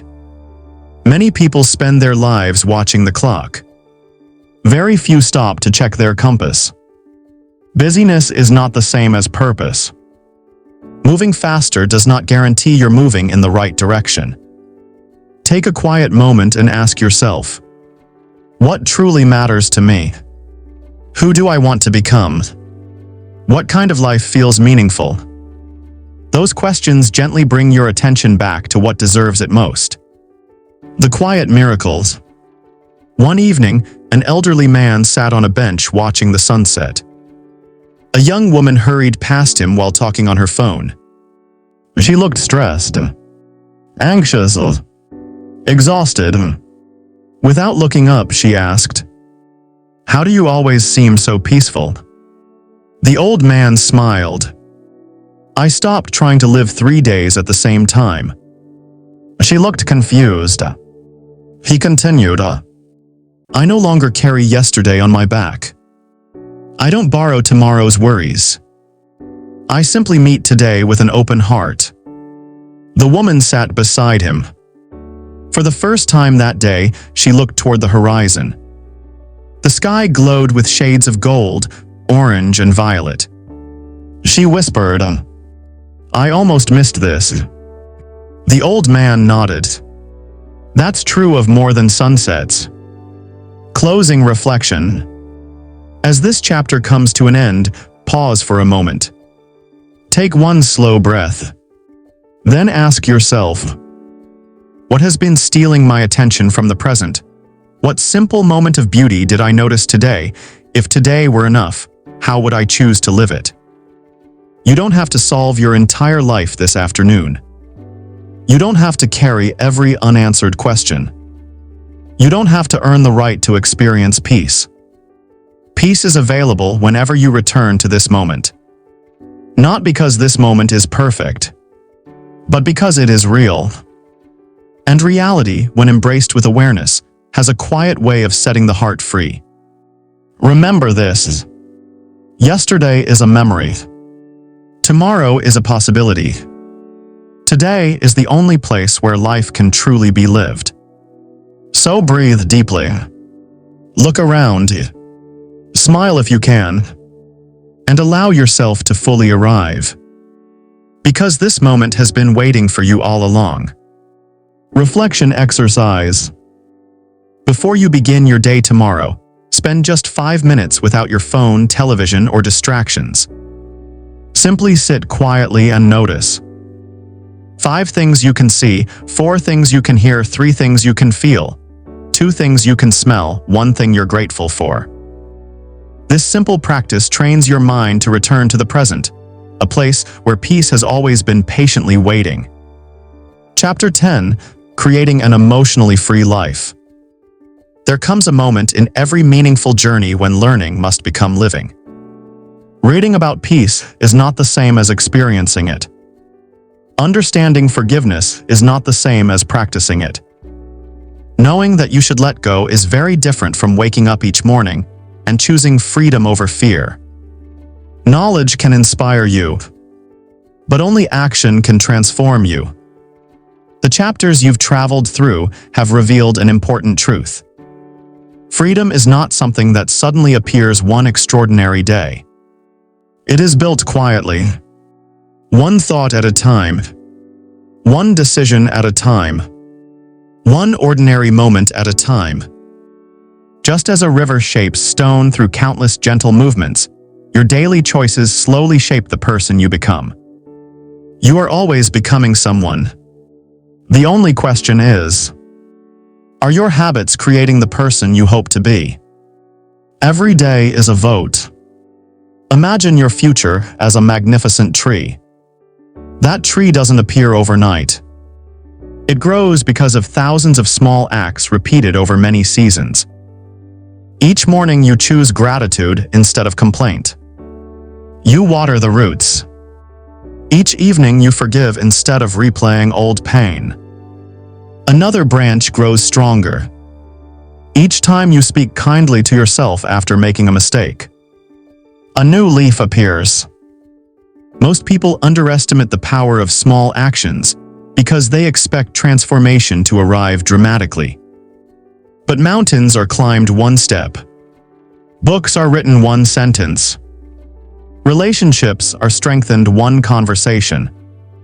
Healing follows the same pattern. One gentle choice, repeated consistently. Stop waiting to feel different. Many people postpone change because they're waiting for the perfect feeling. When I feel confident, I'll begin. When I stop being afraid, I'll take the chance. When life becomes easier, I'll be happier. But feelings are like weather. Some mornings are sunny. Others are cloudy. If farmers planted seeds only on perfect days, very little would ever grow. Emotionally free people understand something important. They don't wait for motivation. They create momentum. Action often comes first. Confidence follows.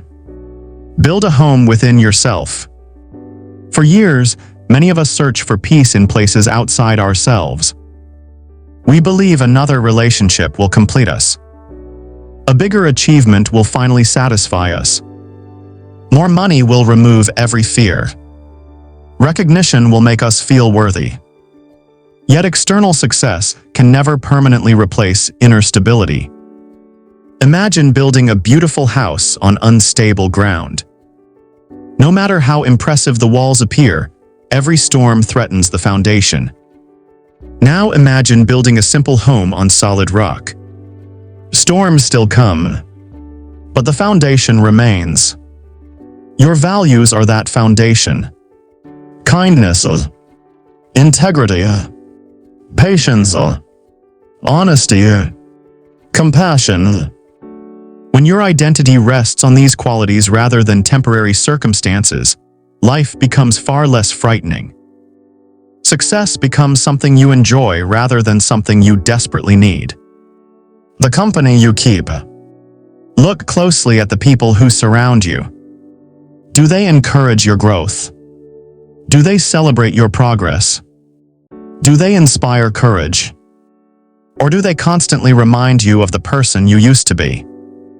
Relationships quietly influence our emotional lives. Imagine trying to grow a beautiful garden while allowing weeds to spread everywhere. Eventually, they compete for the same sunlight. The same is true emotionally. Healthy relationships nourish your spirit. Unhealthy ones drain it. Choosing peace sometimes means choosing distance. Not because you hate someone, but because you've finally learned to love your own well-being. Remember this. Boundaries are not punishments. They are acts of self-respect. Every healthy no creates space for a more meaningful yes. The mirror you look into. Every morning, whether you realize it or not, you stand before an invisible mirror. That mirror reflects not your appearance, but your inner dialogue. If the first voice you hear says, "You'll never succeed," your day begins under a heavy cloud. If instead you quietly remind yourself, "I don't have to be perfect, I only need to keep growing," your entire posture changes. The words you repeat become the environment in which your mind lives. Choose them carefully. Your inner voice should become a guide, not a bully. A teacher, not a critic. A source of courage, not fear. Speak to yourself the way you would speak to someone you deeply love. Because no one spends more time with you than you do. The power of tiny rituals. Transformation rarely happens because of one life-changing event. More often, it happens because of small rituals practiced consistently. Imagine beginning every morning with 3 quiet breaths before touching your phone. Imagine writing 1 sentence of gratitude each evening. Imagine taking a 10-minute walk without distractions. Imagine ending each day by asking, "What did I learn today?" These practices seem simple. That's exactly why they work. Complex systems often fail because they're difficult to maintain. Simple habits quietly reshape a lifetime. The quality of your days becomes the quality of your life. Let go again and again. Many people imagine letting go as a single event. In reality, it is a practice.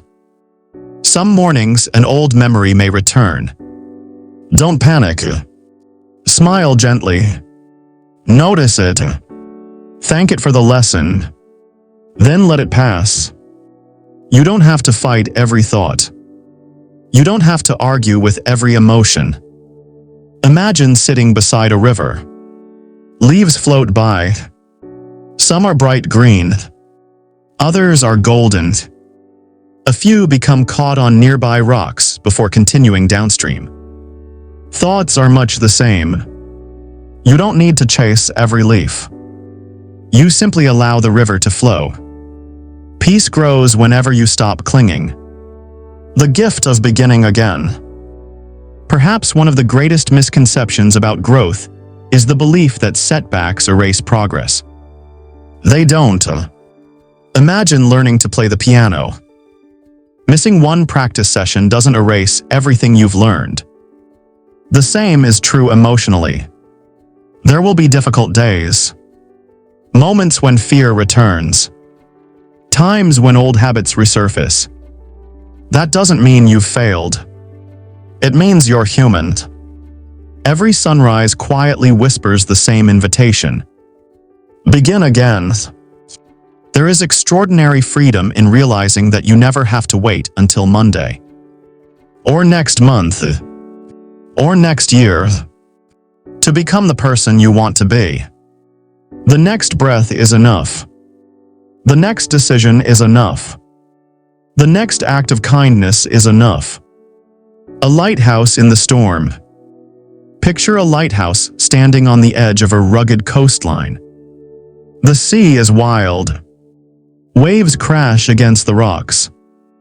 Dark clouds cover the sky. Yet the lighthouse remains.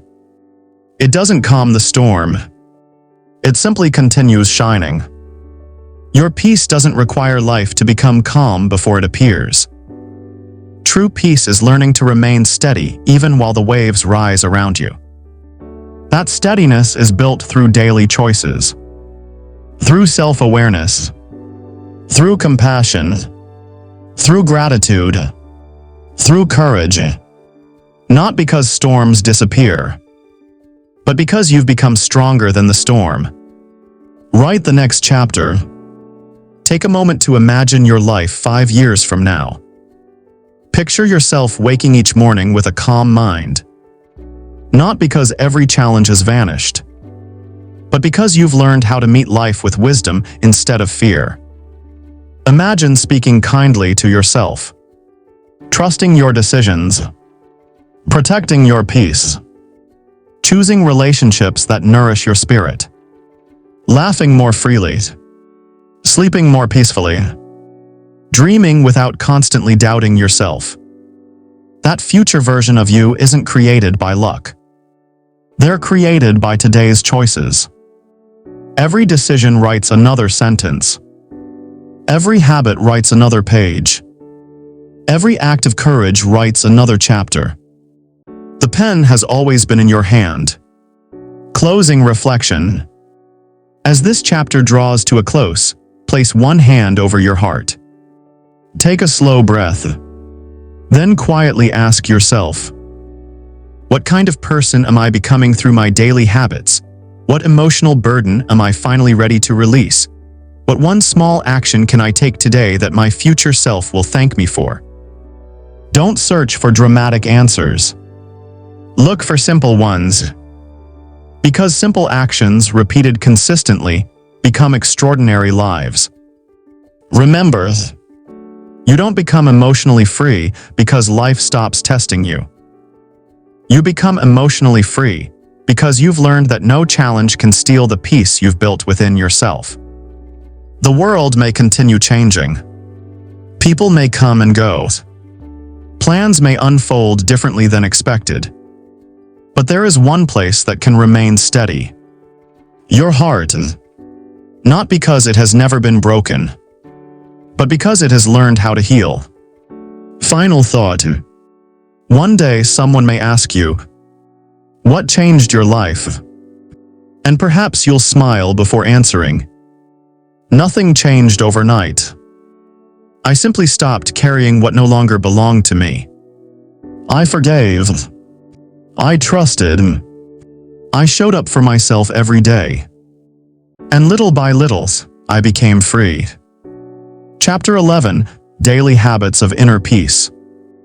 Transformation rarely announces itself with fireworks. More often, it arrives quietly. It appears in the way you breathe before responding to criticism. It reveals itself in the moment you choose understanding over anger. It grows every time you replace self-judgment with self-compassion. The life you dream about is not built during extraordinary moments. It is built inside ordinary ones. Imagine watching a sculptor create a masterpiece from a block of stone. He doesn't strike the marble once and walk away. He returns day after day. Patiently, carefully. With each small movement, the hidden beauty begins to emerge. Your life is no different. Every healthy habit is another gentle strike of the sculptor's chisel. You are shaping your future long before anyone else can see it. The question isn't whether your habits are changing you. They already are. The real question is, are they shaping the life you truly want? Begin before the world wakes. The first few moments of your morning quietly influence the rest of your day. Imagine waking up and immediately reaching for your phone. Within seconds, your attention belongs to headlines, emails, notifications, and other people's opinions. Before you've even spoken to yourself, the world has already begun telling you what deserves your attention. Now imagine another beginning. You wake up. Instead of rushing, you sit quietly for 2 minutes. You notice your breathing. You stretch your body. You silently ask yourself, who do I want to be today? Not, what do I need to accomplish? But, how do I want to show up? Calm, patient, focused, kind. Those few moments create an entirely different foundation. Peace is easier to protect when you begin the day with intention. Feed your mind carefully. Every day, your mind consumes something. Books, conversations, social media, news, entertainment. Just as your body reflects what you repeatedly eat, your mind reflects what you repeatedly consume. Imagine watering a garden with polluted water. Eventually, even healthy plants begin to struggle. The same happens emotionally. If every message you receive tells you that you're behind, that you're not successful enough, not attractive enough, not wealthy enough, your inner world slowly becomes crowded with comparison. Comparison quietly steals gratitude. Instead of asking, do I have enough? You begin asking, why does everyone else seem to have more? Protect your attention. Not everything deserves access to your mind. Choose information that encourages growth. Spend time with ideas that strengthen hope rather than fear. Because whatever repeatedly enters your thoughts eventually influences your life. Protect the way you speak to yourself. There is one conversation that never truly ends. The conversation happening inside your own mind. Imagine following yourself around all day, listening to every word you say internally. Would those words encourage you? Or would they discourage you? Many people would never speak to a friend the way they speak to themselves. You're not good enough. You'll never figure this out. Why do you always make mistakes? Imagine replacing those sentences with something more honest. I'm still learning. I don't need perfection to make progress. This challenge will teach me something valuable. Your inner voice becomes the atmosphere in which your heart lives. Create an atmosphere where growth feels possible. Learn the art of the pause. Life will continue presenting difficult moments. Someone will misunderstand you. Plans will change unexpectedly. You will make mistakes. The difference between reacting and responding often comes down to one small habit. The pause. Before answering in anger. Pause.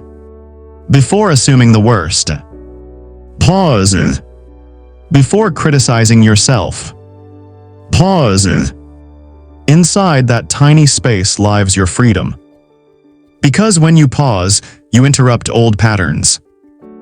You give wisdom an opportunity to speak before emotion takes control. Sometimes a single deep breath changes the direction of an entire day. Gratitude is a way of seeing. Many people think gratitude depends on circumstances. They believe they'll become grateful after life improves. But gratitude works in the opposite direction. It improves the way you experience life. Imagine walking through a forest. One person notices fallen branches. Another notices sunlight shining through the trees. Both walk the same path. Both experience different realities. Gratitude trains your attention to notice what fear often overlooks. At the end of each evening, ask yourself, what made today meaningful? Perhaps someone smiled at you. Perhaps you completed something difficult. Perhaps you simply made it through a challenging day with courage. Those moments matter. Life is rarely transformed by one extraordinary event. It's transformed by noticing extraordinary meaning inside ordinary days. Create space for silence. Modern life is loud. Notifications, conversations, music, traffic, constant stimulation. Many people become so accustomed to noise that silence feels uncomfortable. Yet silence is where clarity often appears. Imagine standing beside a lake before sunrise. The water is completely still. Only then can it perfectly reflect the sky. Your mind works the same way. When constantly disturbed, it struggles to reflect wisdom.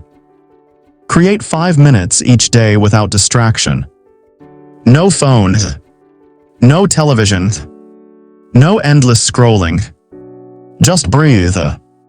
Notice your thoughts without chasing them. You'll begin hearing a quieter voice. The voice beneath anxiety. The voice beneath comparison. The voice that reminds you who you truly are. Move your body with appreciation. Exercise is often discussed only in terms of appearance. But movement is much more than that. Walking, stretching, dancing, practicing yoga, taking a slow walk through nature. These are reminders that your body is not merely something you look at. It is the home through which you experience life. Instead of exercising because you dislike your body, move because you're grateful for it. That small shift transforms discipline into appreciation. Choose relationships that nourish your spirit. Peace grows in healthy environments. Think about the people who leave you feeling lighter after spending time together. They listen. They encourage. They celebrate your growth. They remind you of your strength. Now think about relationships that leave you feeling exhausted. Constant criticism, drama, negativity, manipulation. Not every relationship is meant to continue forever. Some people enter your life to teach lessons. Others remain because they help you become your best self. Protect your peace by choosing wisely where your heart invests its energy. Forgive every evening. Imagine ending each day the way the sky ends a sunset. Without resistance. Without clinging. Simply allowing one day to become complete. Before sleeping, quietly ask yourself, is there anything I'm carrying that doesn't belong in tomorrow? Perhaps someone disappointed you. Perhaps you disappointed yourself. Release what you can. Not because it didn't matter. Because your heart deserves rest. Tomorrow's strength is often built by today's release. A lighthouse habit. Picture a lighthouse standing against powerful waves. It doesn't chase every storm. It doesn't argue with the wind. It simply continues shining. Create one daily habit that becomes your lighthouse. Perhaps it's morning meditation. Perhaps reading 10 pages of an inspiring book. Perhaps writing in a journal. Perhaps taking a quiet evening walk. When life becomes uncertain, return to that habit. Consistency creates stability. And stability creates peace. The legacy of small choices. Many years from now, people may admire your confidence, your kindness, your calm presence. They may assume those qualities appeared naturally. They won't see the thousands of quiet decisions that created them. The mornings you chose hope. The evenings you chose forgiveness. The afternoons you chose patience. Character is never built in one dramatic moment. It is built one ordinary choice at a time. And those ordinary choices quietly become an extraordinary life. Closing reflection. Before you finish this chapter, pause for one final exercise. Imagine tomorrow morning has already arrived. Visualize yourself waking with a peaceful mind. What is the very first decision that future version of you makes? Perhaps they smile before checking their phone. Perhaps they take one deep breath. Perhaps they whisper, "Today is another opportunity to grow." That simple decision becomes the beginning of a different life. Not because tomorrow is magical, but because you chose to meet it differently. Final thought. Inner peace is not a destination waiting somewhere in the future. It is a relationship you build with yourself every single day. One habit, one breath, one choice, one act of kindness, one moment of awareness. Repeat them long enough, and one day you'll discover something remarkable. You weren't searching for peace. You were quietly creating it all along. Reflection questions. Before moving to the final chapter, spend a few minutes with these questions. Which daily habit strengthens my peace the most? What habit quietly steals my peace that I'm ready to change? If I improved just one small habit over the next year, how different could my life become? Remember, great lives are rarely built through extraordinary days. They are built through ordinary days lived with extraordinary intention. Chapter 12. The greatest freedom you'll ever experience. Every journey begins with a question. But the most meaningful journeys end with a realization. When you first began listening to these words, perhaps you were searching for a way to escape your pain. Perhaps you hoped to silence the endless thoughts that kept you awake at night. Perhaps you believed that somewhere, Hidden inside the right advice or the perfect answer, you would finally discover peace. But as you've walked through each chapter, another truth has slowly revealed itself. Peace was never something you had to chase. It was something buried beneath everything you were afraid to release. Imagine standing at the edge of a quiet lake just before dawn. The water is perfectly still. The first light of morning begins to touch the surface. For a moment, the entire sky is reflected in the water with breathtaking clarity. Then someone throws a stone into the lake. Ripples spread in every direction. The reflection disappears. Did the sky change? No. Only the surface of the water. Your heart is much the same. Its natural state is not chaos. Its natural state is peace. Fear creates ripples. Regret creates ripples. Resentment creates ripples. Comparison creates ripples. But beneath all those temporary disturbances, your deepest self has always remained whole. You were never born believing you weren't enough. You learned that story. You were never born carrying shame. You gathered it along the way.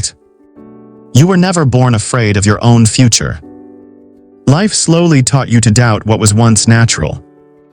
And if something can be learned, it can also be unlearned. That is the quiet promise of healing. Freedom is not the absence of pain. Many people imagine emotional freedom as a life without sadness, without disappointment, without loss. But no human life is free from those experiences. Even the strongest hearts break. Even the wisest people grieve. Even the most courageous souls feel afraid. Freedom does not mean you stop feeling. Freedom means your feelings no longer imprison you. Imagine standing in the middle of a rainstorm. Years ago, you believed every storm would last forever. Today, you know something different. Storms pass. The rain eventually stops. The clouds make room for sunlight. Your emotions follow the same rhythm. When sadness visits, welcome it with compassion. When fear arrives, listen to what it is trying to protect, but don't allow it to make your decisions. When joy appears, don't rush through it. Stay. Notice it. Celebrate it. Because every emotion has a purpose. But none of them deserve permanent ownership of your life. The person you have become. Take a quiet moment and look back. Not with regret, with gratitude. Remember the version of yourself who believed they would never recover. The one who doubted their strength. The one who thought the pain would never end. Now look at where you are. You survived days you once thought impossible. You found hope after heartbreak. You stood up after failure. You continued walking even when the path disappeared beneath your feet. That deserves recognition. Too often, we measure ourselves by how far we still have to go. Rarely do we stop and appreciate how far we've already come. Growth deserves celebration. Not because the journey is finished, but because you refused to stop walking. The freedom of enough. The world constantly encourages you to become more successful, more productive, more admired, more accomplished. There is nothing wrong with growth. But never confuse growth with worth. You do not become valuable because someone applauds you. You do not become worthy because you achieve another goal. Your worth has never depended on performance. Think about the sun. It doesn't ask for permission to shine. It doesn't compare itself with the stars. It simply fulfills its purpose. You are invited to live the same way. Not by proving your value, but by expressing it. There is profound freedom in quietly saying, I am enough while I continue to grow. That sentence changes everything. Because it allows ambition without self-rejection. It allows improvement without shame. It allows progress without constantly feeling behind. A letter from your future self. Close your eyes for a moment. Imagine yourself many years from now. Your hair may be different. Your face may carry new lines. But your eyes are peaceful. This future version of you smiles warmly. They sit beside you and begin to speak. I know how heavy your heart once felt. I remember the nights you thought nothing would ever change. I remember how often you questioned yourself. But I also remember something else. You kept going. You forgave when it was difficult. You chose hope when fear seemed louder. You trusted that small daily choices mattered. And one day, without even realizing it, the weight became lighter. The memories stopped controlling your mornings. Your laughter returned. Your heart felt open again. Not because life became perfect, but because you became free. Then your future self places a hand on your shoulder and says one final sentence. Everything you need to become me already lives inside you. The river meets the ocean. Imagine a river that has traveled for hundreds of miles. It has crossed mountains, flowed through valleys, survived storms, moved around rocks, changed direction countless times. Finally, it reaches the ocean. Does the river regret every bend? Does it wish every obstacle had been removed? No, because without those turns, it would never have reached its destination. Your life has followed a similar path. Some moments felt unfair. Others felt confusing. Many felt painful. Yet each experience quietly shaped qualities that comfort never could. Patience, compassion, humility, wisdom, courage. Those gifts often arrive wearing the clothes of difficulty. One day you'll realize that your greatest teacher was not success. It was every challenge that invited you to become stronger. A promise to yourself. Before this journey ends, make one promise. Not to me. Not to anyone else. To yourself. Promise that you will no longer measure your life only by what went wrong. Promise that you will celebrate small victories. Promise that you will speak kindly to yourself when you stumble. Promise that you will protect your peace without apologizing for it. Promise that you will continue growing without believing you must become perfect. Promise that when life becomes difficult again, and it will, you will remember everything you've already overcome. Because you have survived 100% of your hardest days. That is not luck. That is resilience. The final exercise. Take one deep breath. Now imagine you're standing beside a quiet river at sunset. In your hands is a small paper lantern. Inside that lantern, write the burdens you've carried for far too long. The regret, the anger, the fear, the comparison, the guilt, the belief that you were never enough.